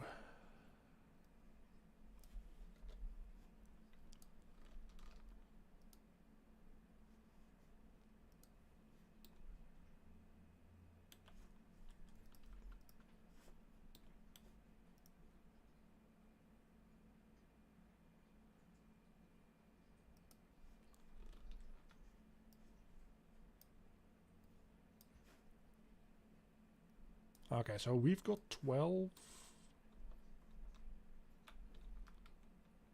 They're just not rendering.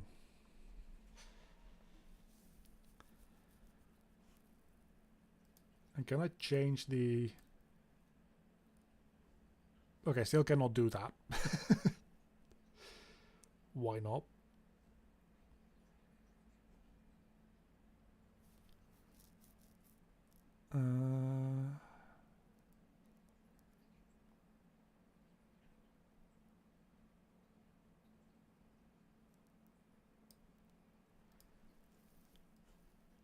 Yeah, so that's an issue. Anytime I change anything about it, it tries to regenerate all the components.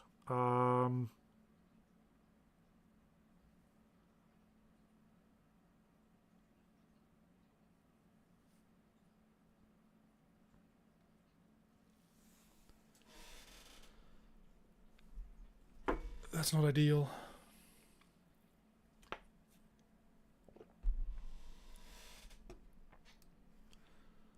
Okay, different ID. Let's make a U function. Can we make this like editor callable? And we'll just void generate puzzle instead of doing it in a construction scripts.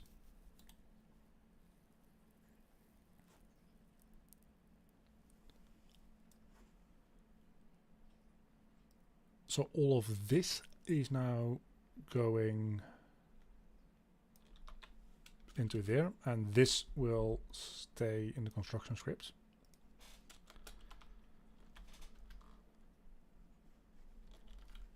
That should now give me a button that generates the puzzle. Ah, of course there is an issue right away.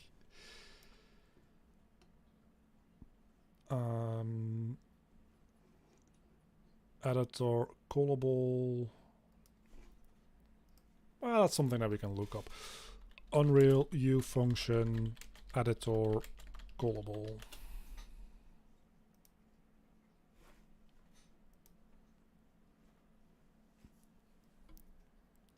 It's kind of weird because it does turn up green.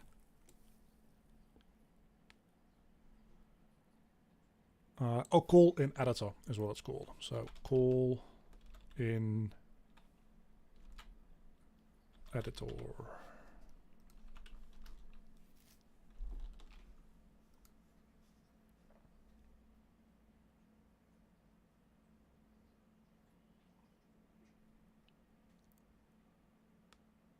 Let's see if this compiles now.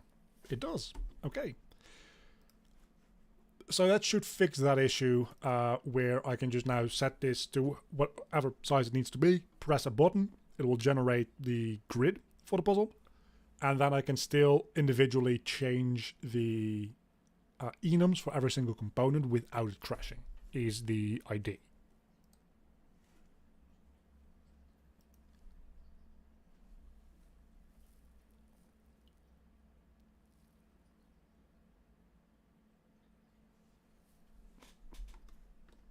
So let's see if it actually worked. That's like that's the idea. Doesn't mean that's gonna be how it works in practice. So let's say generate puzzle. Okay, it does do that.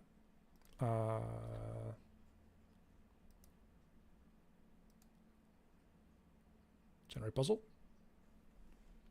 Cool. Seemingly still doing the good stuff.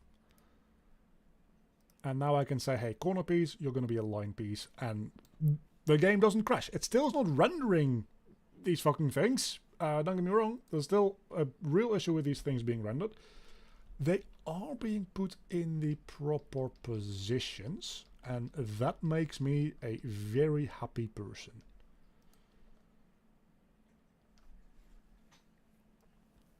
I don't know why they're suddenly going from... Oh no, that actually does make sense. Probably should multiply them instead of adding them together. Because that way they'll be in order. Because right now what they're doing is, I think, yeah.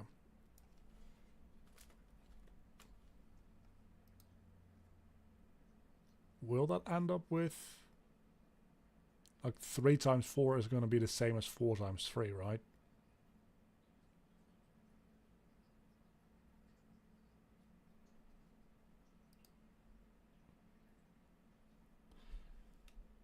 Okay, I've got a better idea. Plus...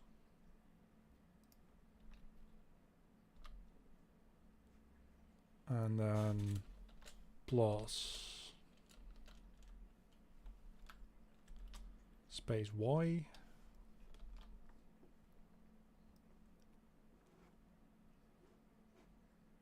That might change things. And then, okay, so why are my components not rendering still? That's the only thing that's really thrown me for a loop. Is my components aren't rendering. First, let's compile this to check whether or not the naming scheme works.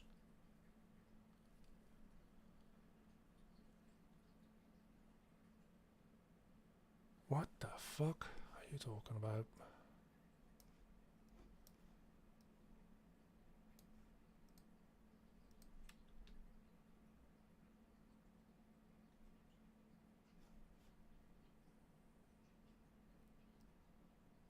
We need to...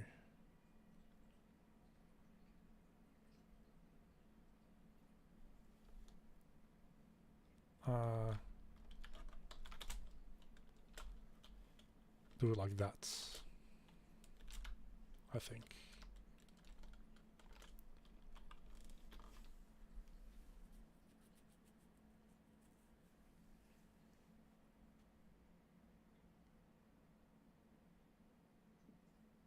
Yeah, that's the issue. Okay, good. Well, that's one of the issues, again. Let's regenerate the puzzle. It's not actually updating the names properly. I've got a better idea. Let's just pull in a new one to be sure.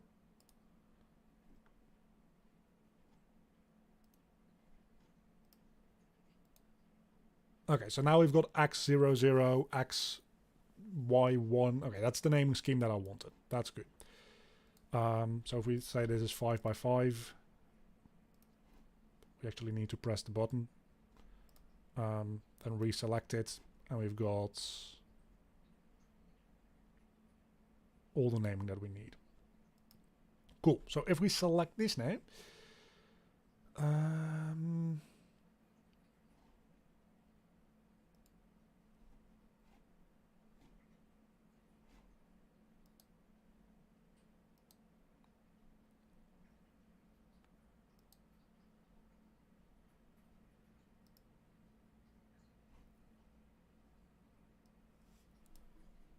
let's make this a static mesh component again.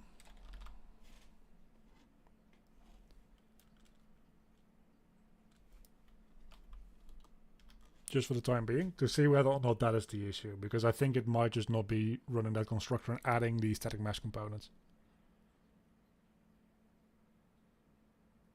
Which would be stupid.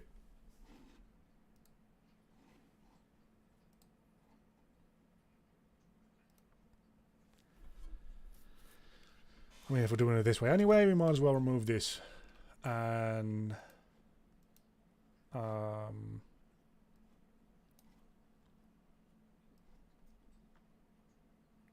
in here, anywhere, somewhere, we can just say like get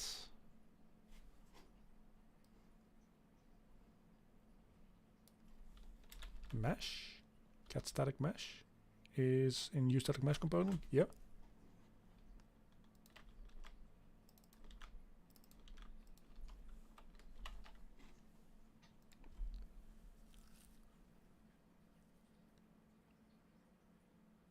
That might fix things. It doesn't. Or it still might, but there's some issues. What the fuck are you on about? Fucking camera component? What even? What even? Puzzle piece mesh undeclared identifier. So that's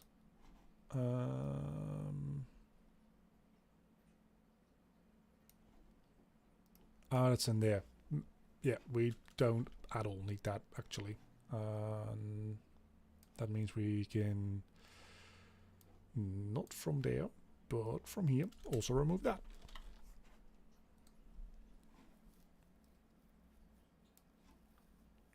So at this point it's literally, and it's going to be something a little bit more, but at this point it literally is just a static mesh with a enum slapped on top of it.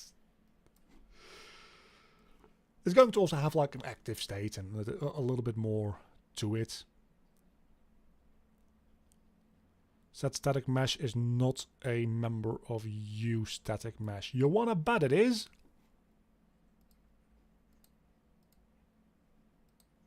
Oh! No, actually, I don't think that it is.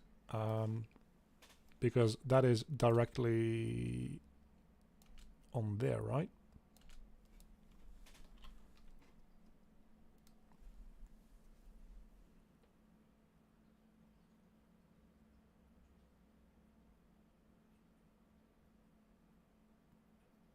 It's a function directly on the static mesh component, not on the static mesh of the static mesh component.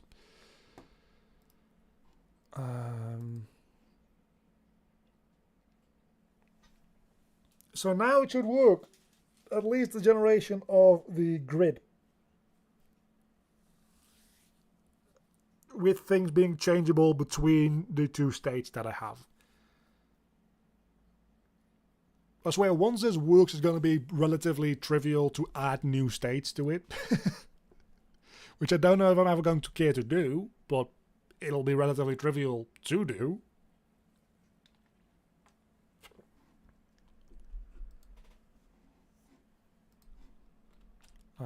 So let me try.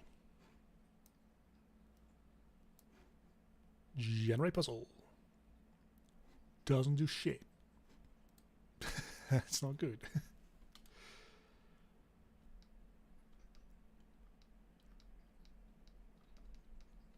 So yeah, it's not displaying any static meshes. If I just like load in a cube here, it does display that, right? It displays them for all of them for some reason.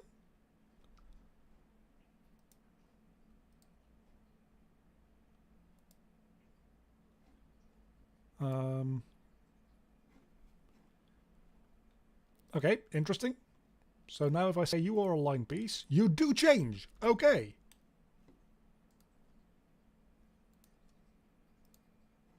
Okay, that's good. That's good. That works. I just don't know why it doesn't immediately like it requires a strange update to it. Like it doesn't immediately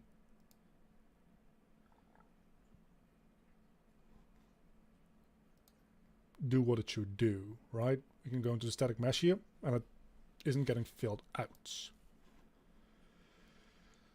And why is that? Because our component construction also needs to we also need to run that once in the generate puzzle at the very end.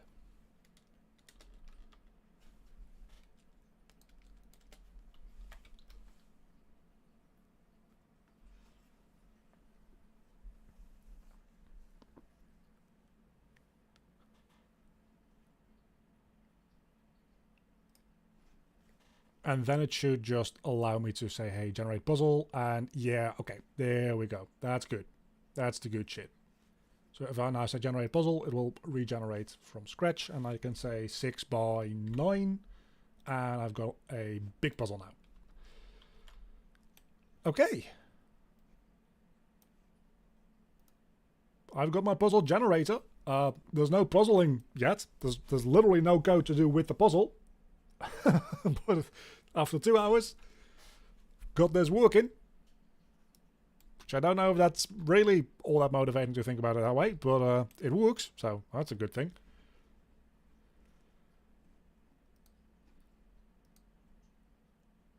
And we can choose on a case-by-case basis which one this should be. Okay.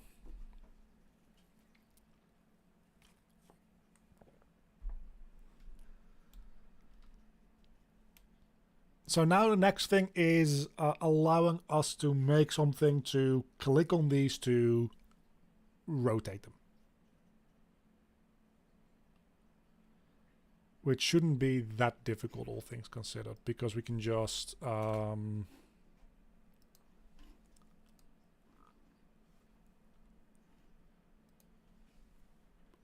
I make a component clickable? I know I can. Clickable. Sure, that works. Just gotta remind myself real quick. It's literally just on-clicked.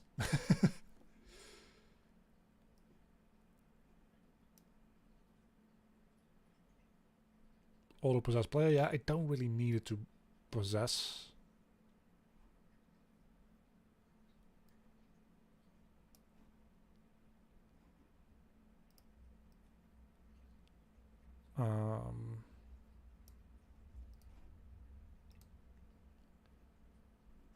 Okay, so we want to add a begin play, which can be an override, that's fine.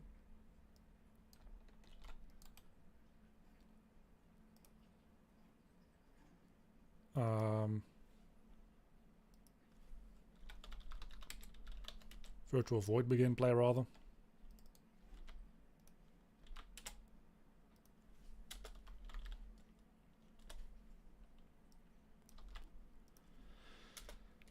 And there we can say the get static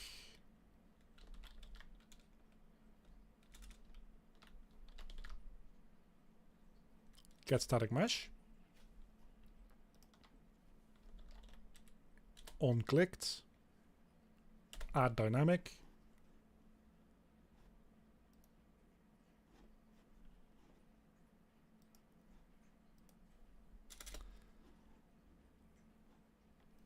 can I make different functions for clicking left or clicking right?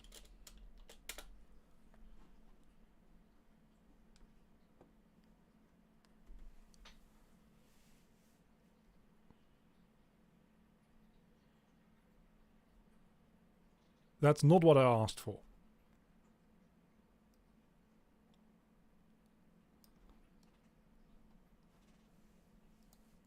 But sure. Oh no, actually it's just on-clicked, and then if it's left button, do one thing. If it's right button, do the other thing. Okay, we can do that. On-clicked. This will be void. On-clicked, primitive component, touch component, button press. Is that the...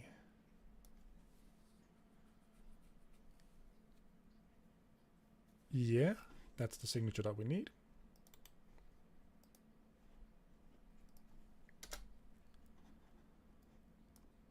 And there we can just copy over this code. So if button pressed is left mouse button, we do one thing. If button pressed is right mouse button, we do the other thing. That's going to be a bit and a half of stuff to also make work with... that's going to be annoying. We probably should...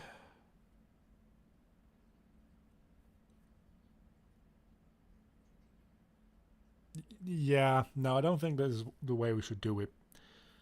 I was thinking of making it like clickable, but I think we should just do it with like WASD or the arrow keys, just with movement controls, because we already have inputs set up for those, and those will work across all platforms, rather than me now making this working with clicks, and then later we're going to need to duplicate all of this stuff to also make it work with controller input anyway, so we might as well just do that from the start.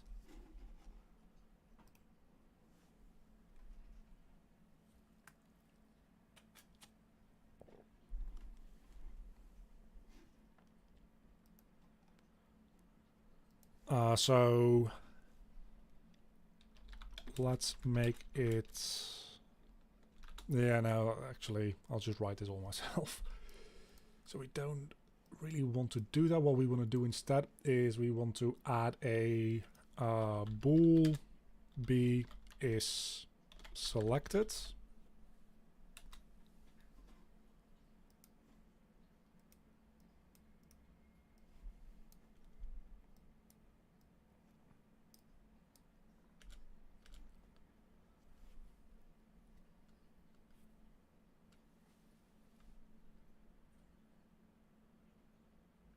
And we drive all that stuff just from the puzzle actor.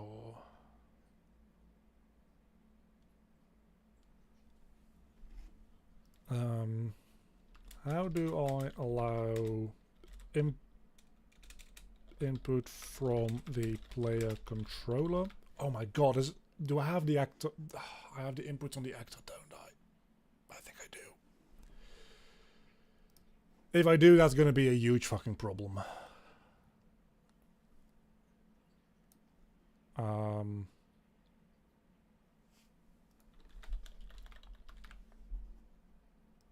Let's see.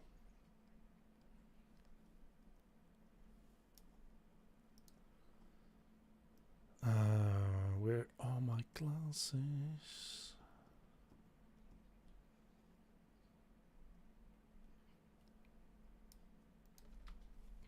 Player controller? Player checkpoint? No.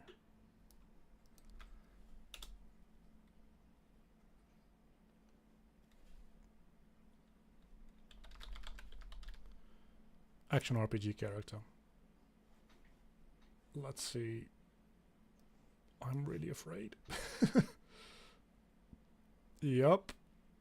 All my input bindings are directly on the character.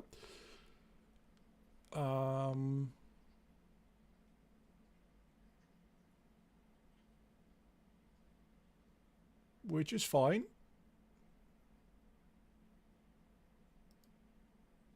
which is fine. It's just going to make this a little bit more of a headache to work with.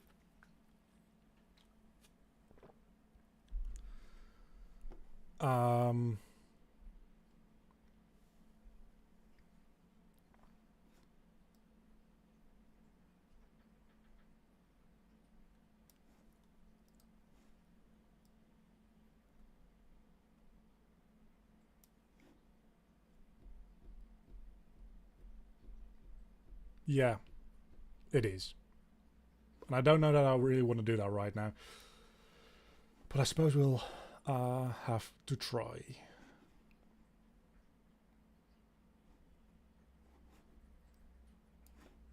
So...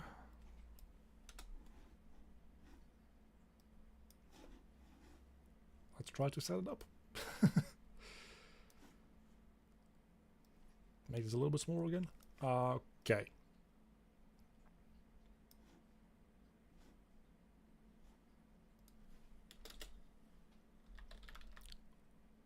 Setup, actor.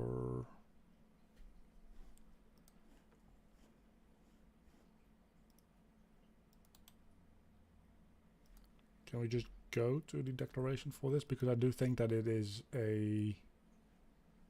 it might be a pawn thing, and I just can't do that anyway.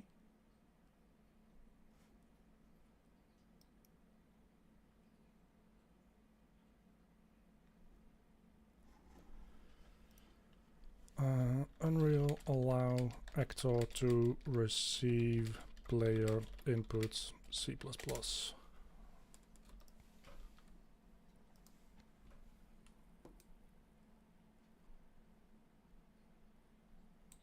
Oh, it's just enable inputs. Okay.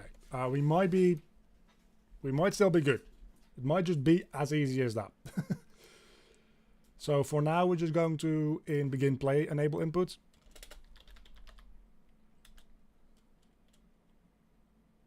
I get first player controller, and then true.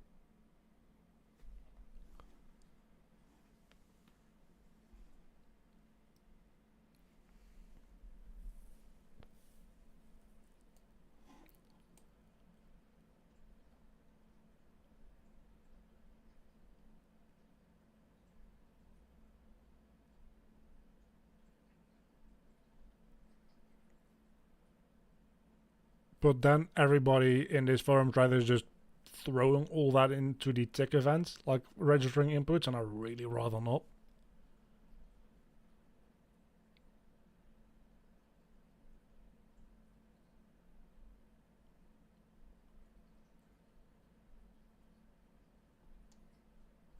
The correct way to do this is first to add your input in the project settings. Probably just need to read up on this a little bit more.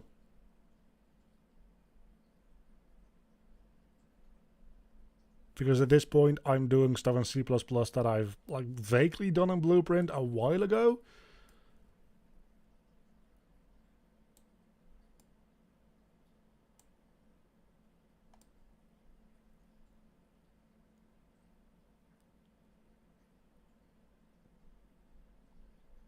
And this is a forum post on 2015, so it's even using the old input system as well. So yeah, what I probably need to end up doing here is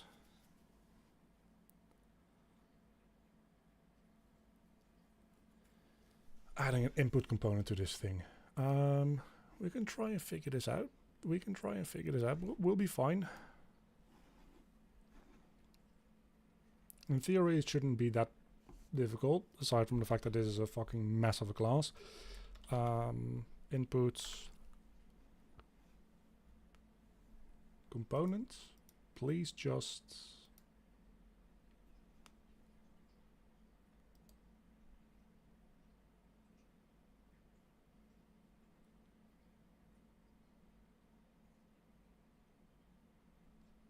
does every actor just have an input components? Predefined. That's what I needed to know. Can I just say inputs component? Yes, okay, yes, we can do that. That helps a lot with understanding what the fuck we're actually doing. So, so we can say in our input components, we can bind an action.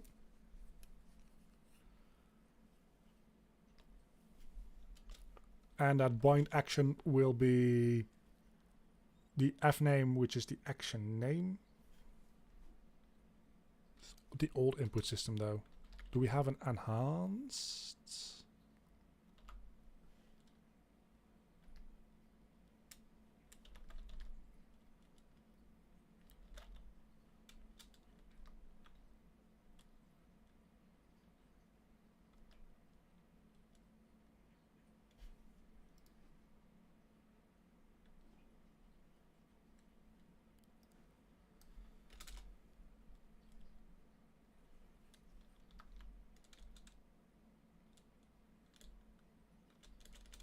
I think we need to cast for that. U enhanced input components.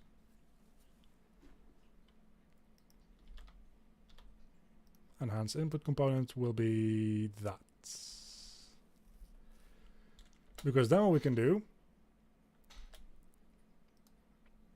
is we can use the stuff that I actually know. Okay, that's fantastic. That's fantastic. So we can bind an action.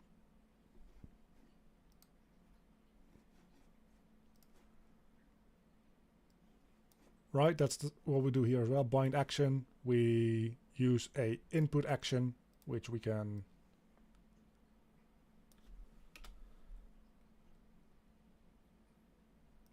I please just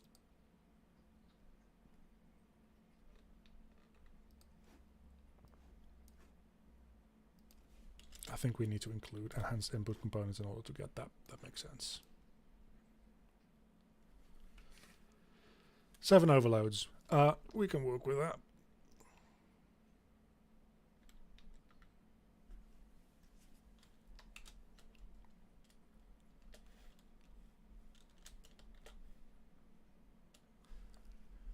Okay, we need a input action, input action, input action, input action. So we don't work with names here. That makes sense. For that, we need to have the input actions.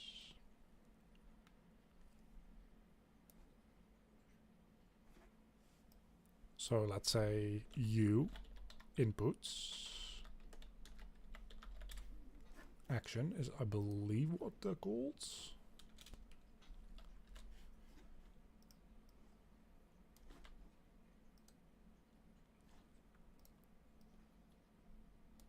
We're just going to copy that over.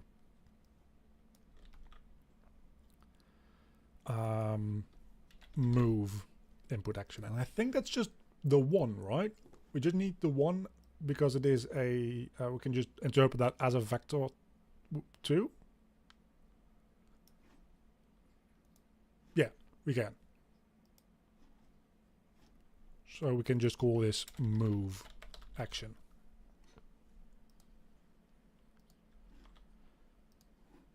And I don't know if we need the mapping context, but we probably do.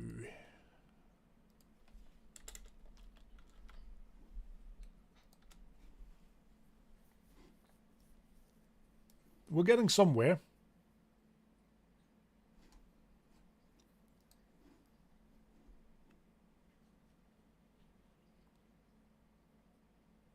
Set up player input components is the next thing that we don't probably need, right? Virtual void setup player input components. And that is where we bind those actions, not in begin play. Because that is the old way of doing things, because that was from 2015.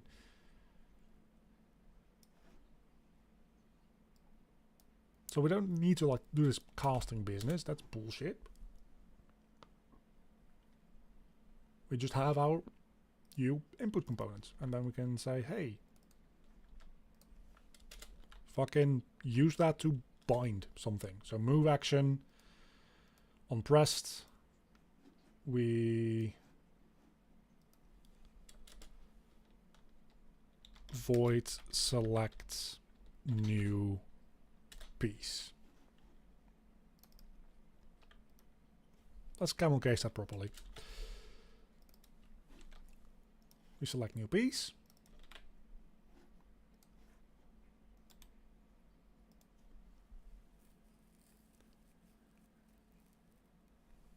And after this, I'm going to need to make some actual like models to make this work.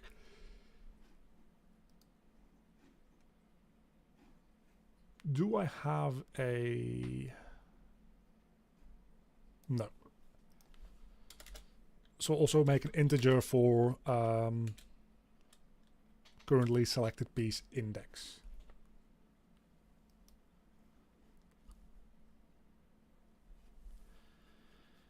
Which will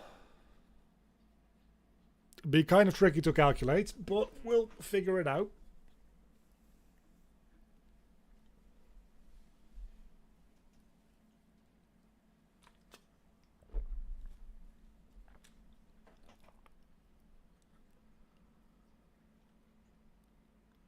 I probably should have done the method that I was going to do to begin with. Wouldn't have saved me any of this input action stuff. But next time we're going to work on this is going to be another... I don't even know if we're going to be working on this on stream anymore, to be honest, because as I was complaining about like half an hour ago, people just don't care for coding live streams. And that's pretty clear to me at this point. That's fine. But at that point, I might as well do it on my own time. Because then things actually get done, rather than me rambling on and not working.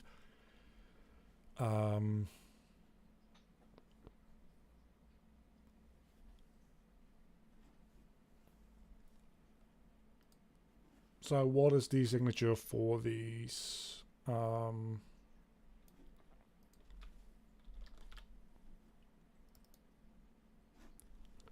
F input action value.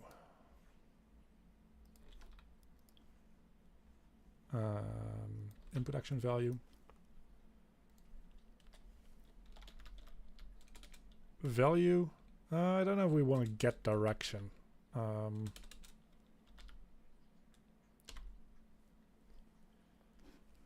Probably need an include for that. That's what I'm guessing. So let's go all the way up to the includes for my player character, which is a lot of them. I guess enhanced input subsystems is what we need.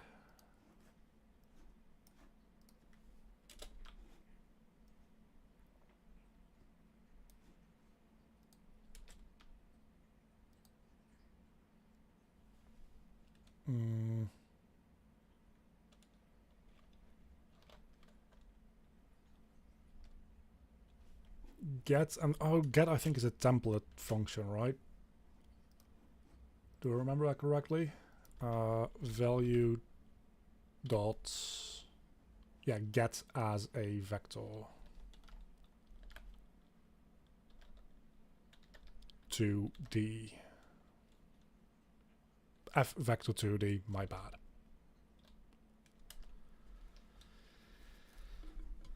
Okay. A vector 2D input direction. We have that now.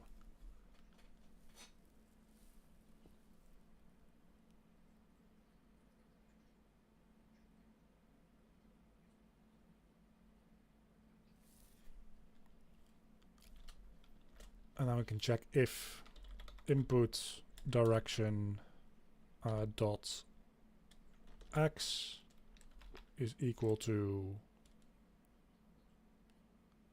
1. We do something else.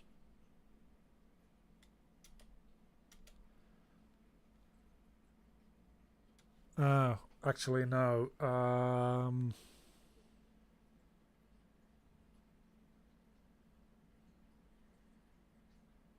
let's do a switch statement.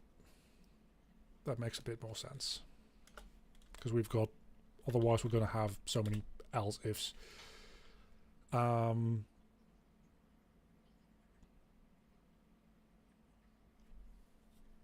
Yeah, but we want to check these components independently, don't we? Yeah, no, we're going to do this with chained else ifs.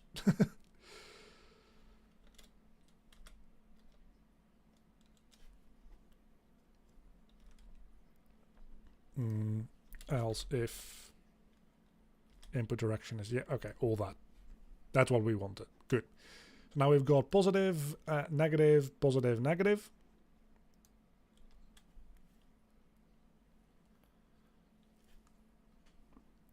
Whatever the case may be, we want to deselect the current one, but we don't have any functionality for that yet. So what we'll just do is we'll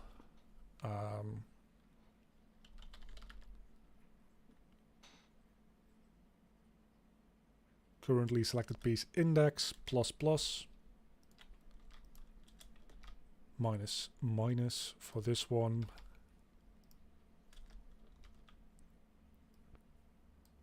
This will be plus equals puzzle width, and then this will be minus equals puzzle width.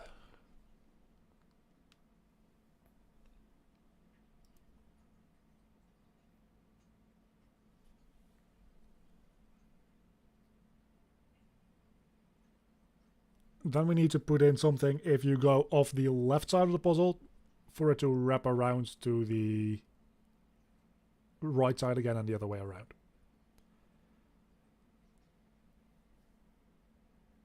So how do we do that reasonably? We can check the puzzle width.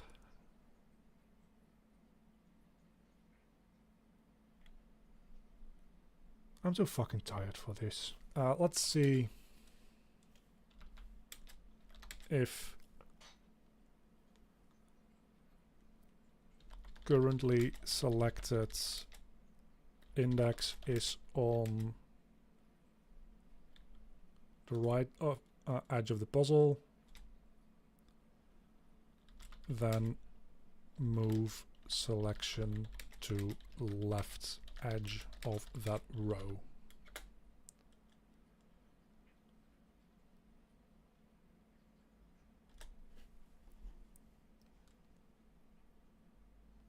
And this is why I love Copilot, because my brain is shutting down rapidly. Like, my caffeine is running out.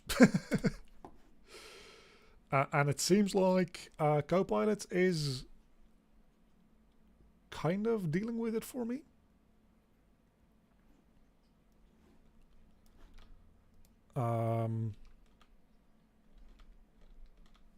So we can copy this over as well. If currently is on the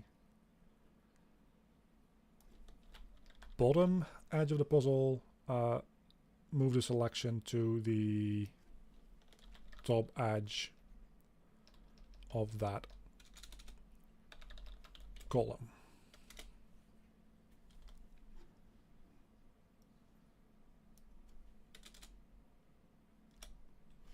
And I think that this does what it needs to do. The only thing is, at the moment, the currently selected piece doesn't have any visual representation to it. So this is going to be difficult to test. And in order to test it, we'll need a way to visualize which one is selected. And I don't really feel like doing that right now. Because I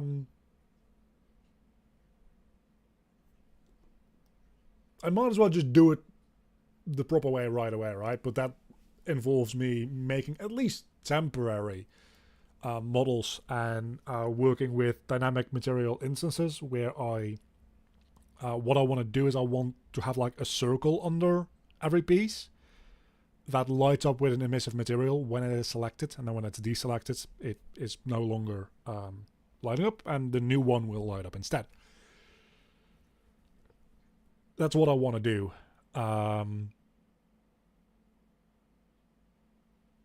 But looking at this code, like, this looks like it makes sense to me. So for the most part, I'm just going to go out on a limb and say that this probably will work for me. And if it doesn't, we can always circle back and debug it at that time. But for now, I think... oh my fucking god. Okay, let's try to fix these compile errors. Because...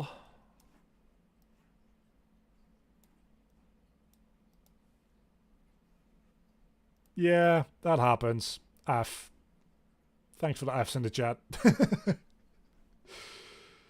Puzzle pipe actor 53. Let's see, 53 is void select new piece. Needs to be a U function, I think. Is at least part of the issue. It's not going to fix the entire thing, but since it's getting bound, yeah, there's still a lot of things going wrong. Begin play with a lowercase b. That might also be part of the issue. I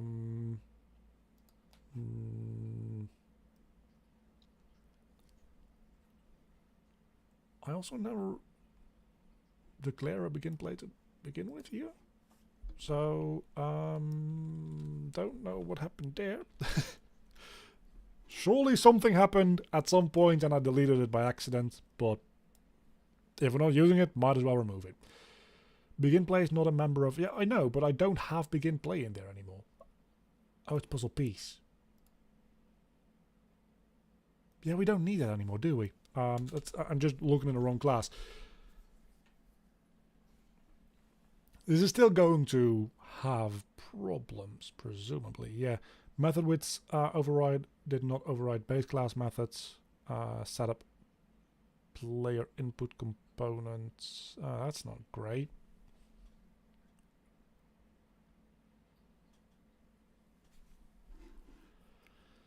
Let's Google real quick. Unreal setup player input components. Yep, that's a pawn thing. That's a pawn thing. I figured.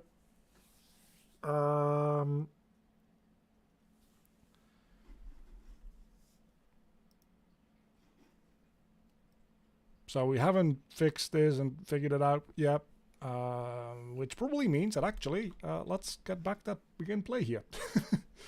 Because this might still work just on begin play.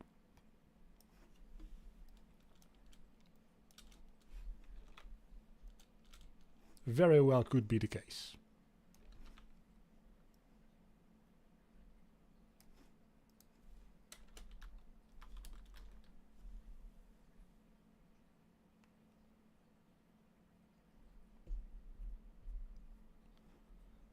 Set a player component, that makes sense because I haven't removed it from the header file yet.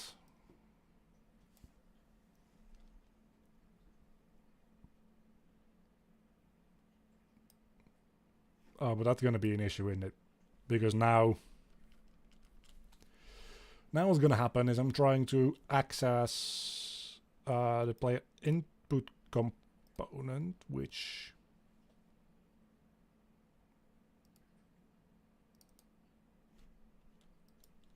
is not going to like this, I don't think.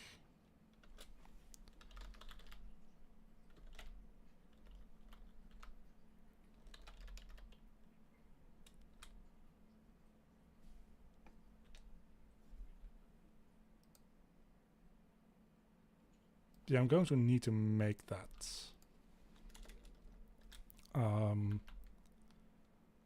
Get player inputs component and bind actions.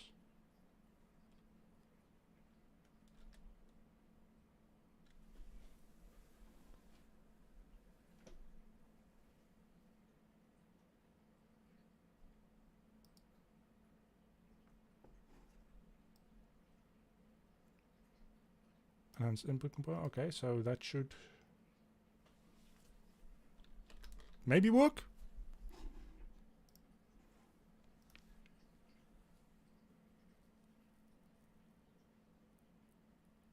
I don't think it worked. That's it though. It's talking about very different. Oh no, it is the same.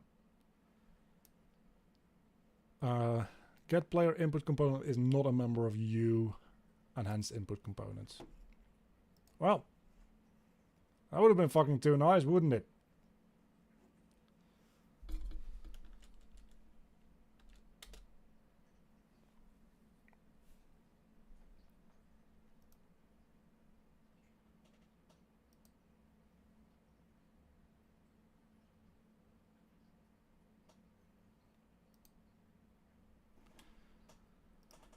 Unreal get player inputs components on other actor. Can I create a player input component in an actor class? That's what we all need to know. You can just inherit it from... Yeah, but I don't know. No, I don't want to inherit from Prawn. It's the issue. I might have to.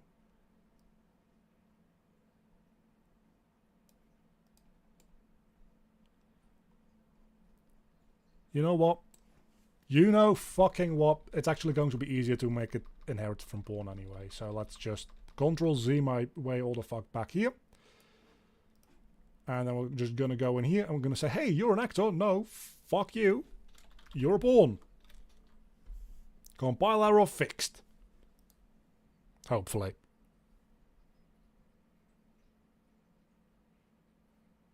I mean, compile errors, significantly less of them. So, progress? Maybe? 79.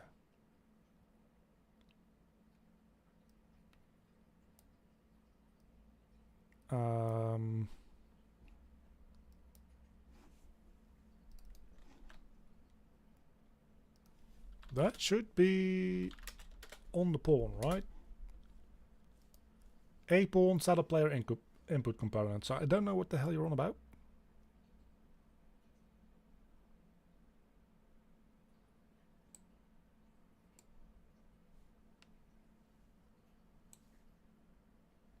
But that definitely should be... Unless I'm misunderstanding this line. Member function not declared in... Oh, it's just not declared. That's fair enough. Now it is.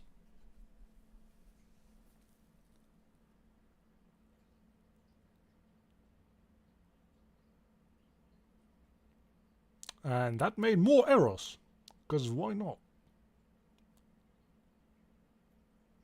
Method with override specify does not override any base class.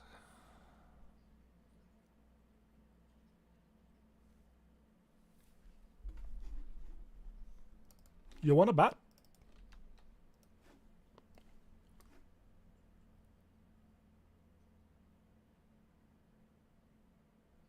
Wait. What did I just change into a pawn then?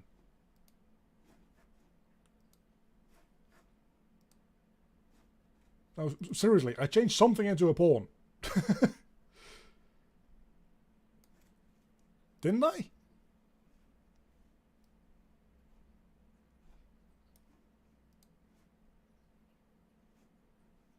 And it's certainly not this or this.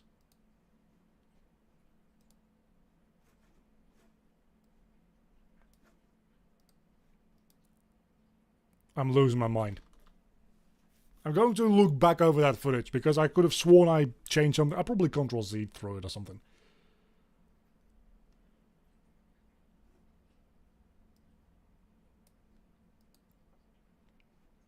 But we're making progress. Even with my only half alive brain. CPP 81.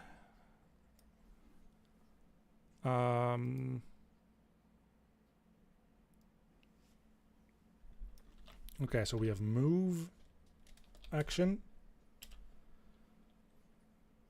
input event pressed. Hold on.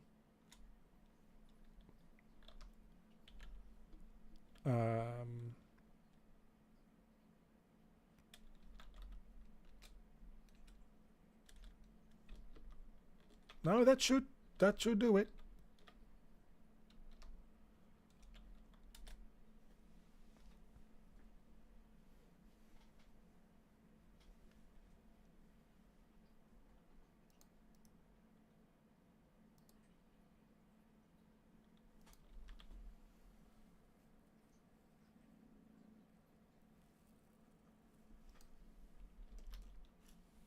Right.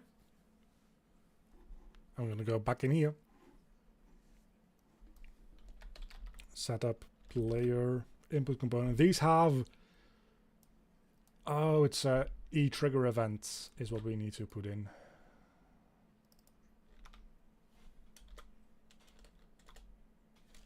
Let's say started.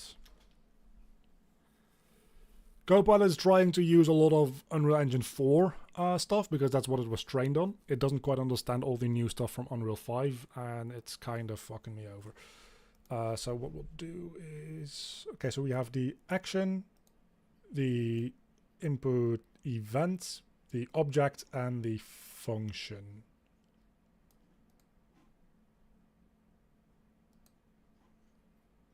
Action, event, object, function. Oh, that should work now.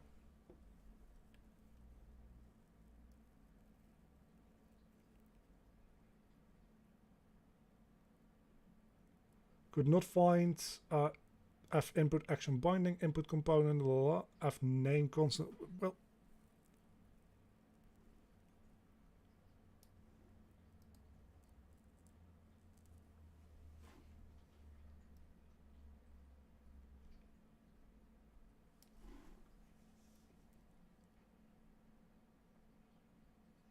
f input action get is also an issue. I don't think it is, mate. I'm gonna be real with you. I don't think it should be. Because we have the exact thing here.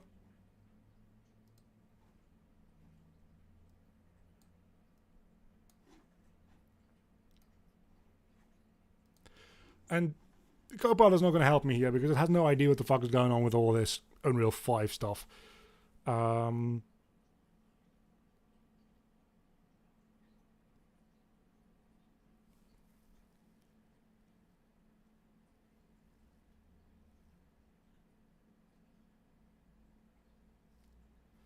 Is it because it is a U input component and not an enhanced input component? Is that the issue here? Let's see. Now, so the player component is still just this, and then, oh, yeah, no. Okay, that's the issue. I get it. I get it. I fucking get it now.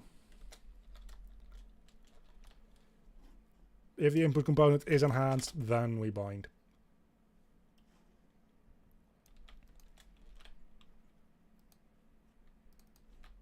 Because at that point, we'll be working with an enhanced input component. And now it should...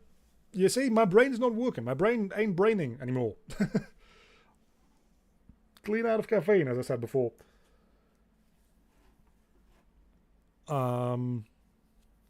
Okay, so now we're at line 90 with the getting thing again. We'll figure this out at some point. Vector 2D movement vector equals value.get type.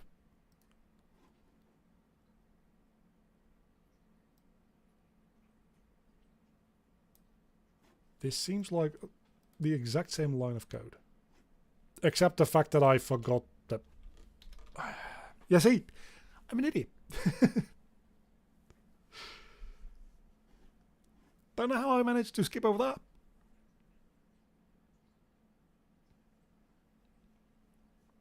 And there is a linker error because, of course, there is.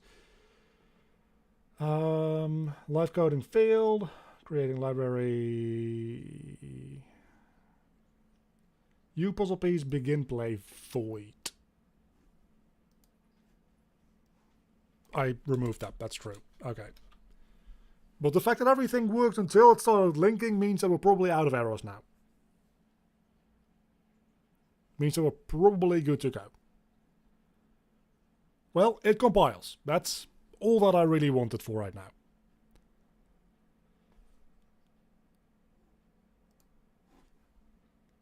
I mean, the engine crashed.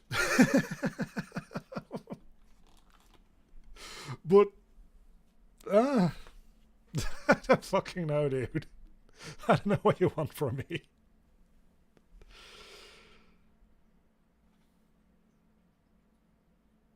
Let's see if we can start up the engine and just see if anything's broken.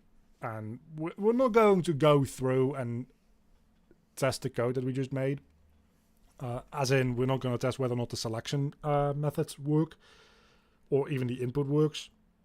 We have that code there now for next time I look at it with more than 2 active brain cells.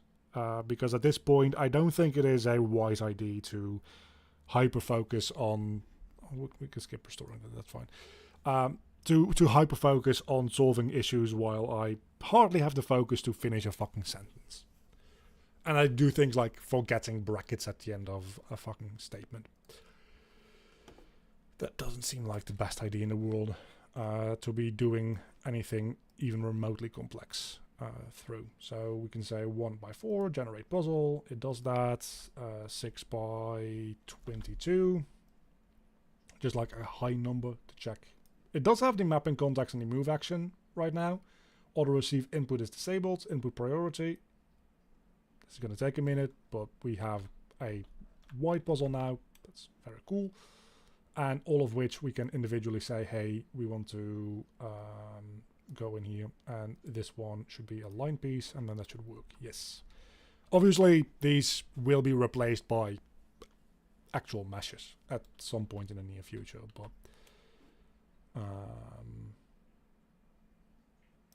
yeah, this seems to be doing the thing that it should be doing. So we did some things. Frankly, a few things that we did today I hadn't done in C++ before, because... and I still don't know if they will work, frankly. But I'm quite happy with how this is working out. So next time, let's see if our selection method works, and if we can then actually start rotating these pieces around, and then actually... I've said actually like 5 times in the last minute. And then properly start coding in the direction of like the energy flow for the puzzle itself. Because that's also a thing that we need to do. And I've got some ideas as to how we can do that. I'm probably just going to make a enum as well, which is just its direction that it's facing, and based on that it activates different states. So there's going to be switch statements in switch statements, probably, in order for that to work. We'll figure it out next time. For now, I'm going to get the ever living hell out of here. So see you then.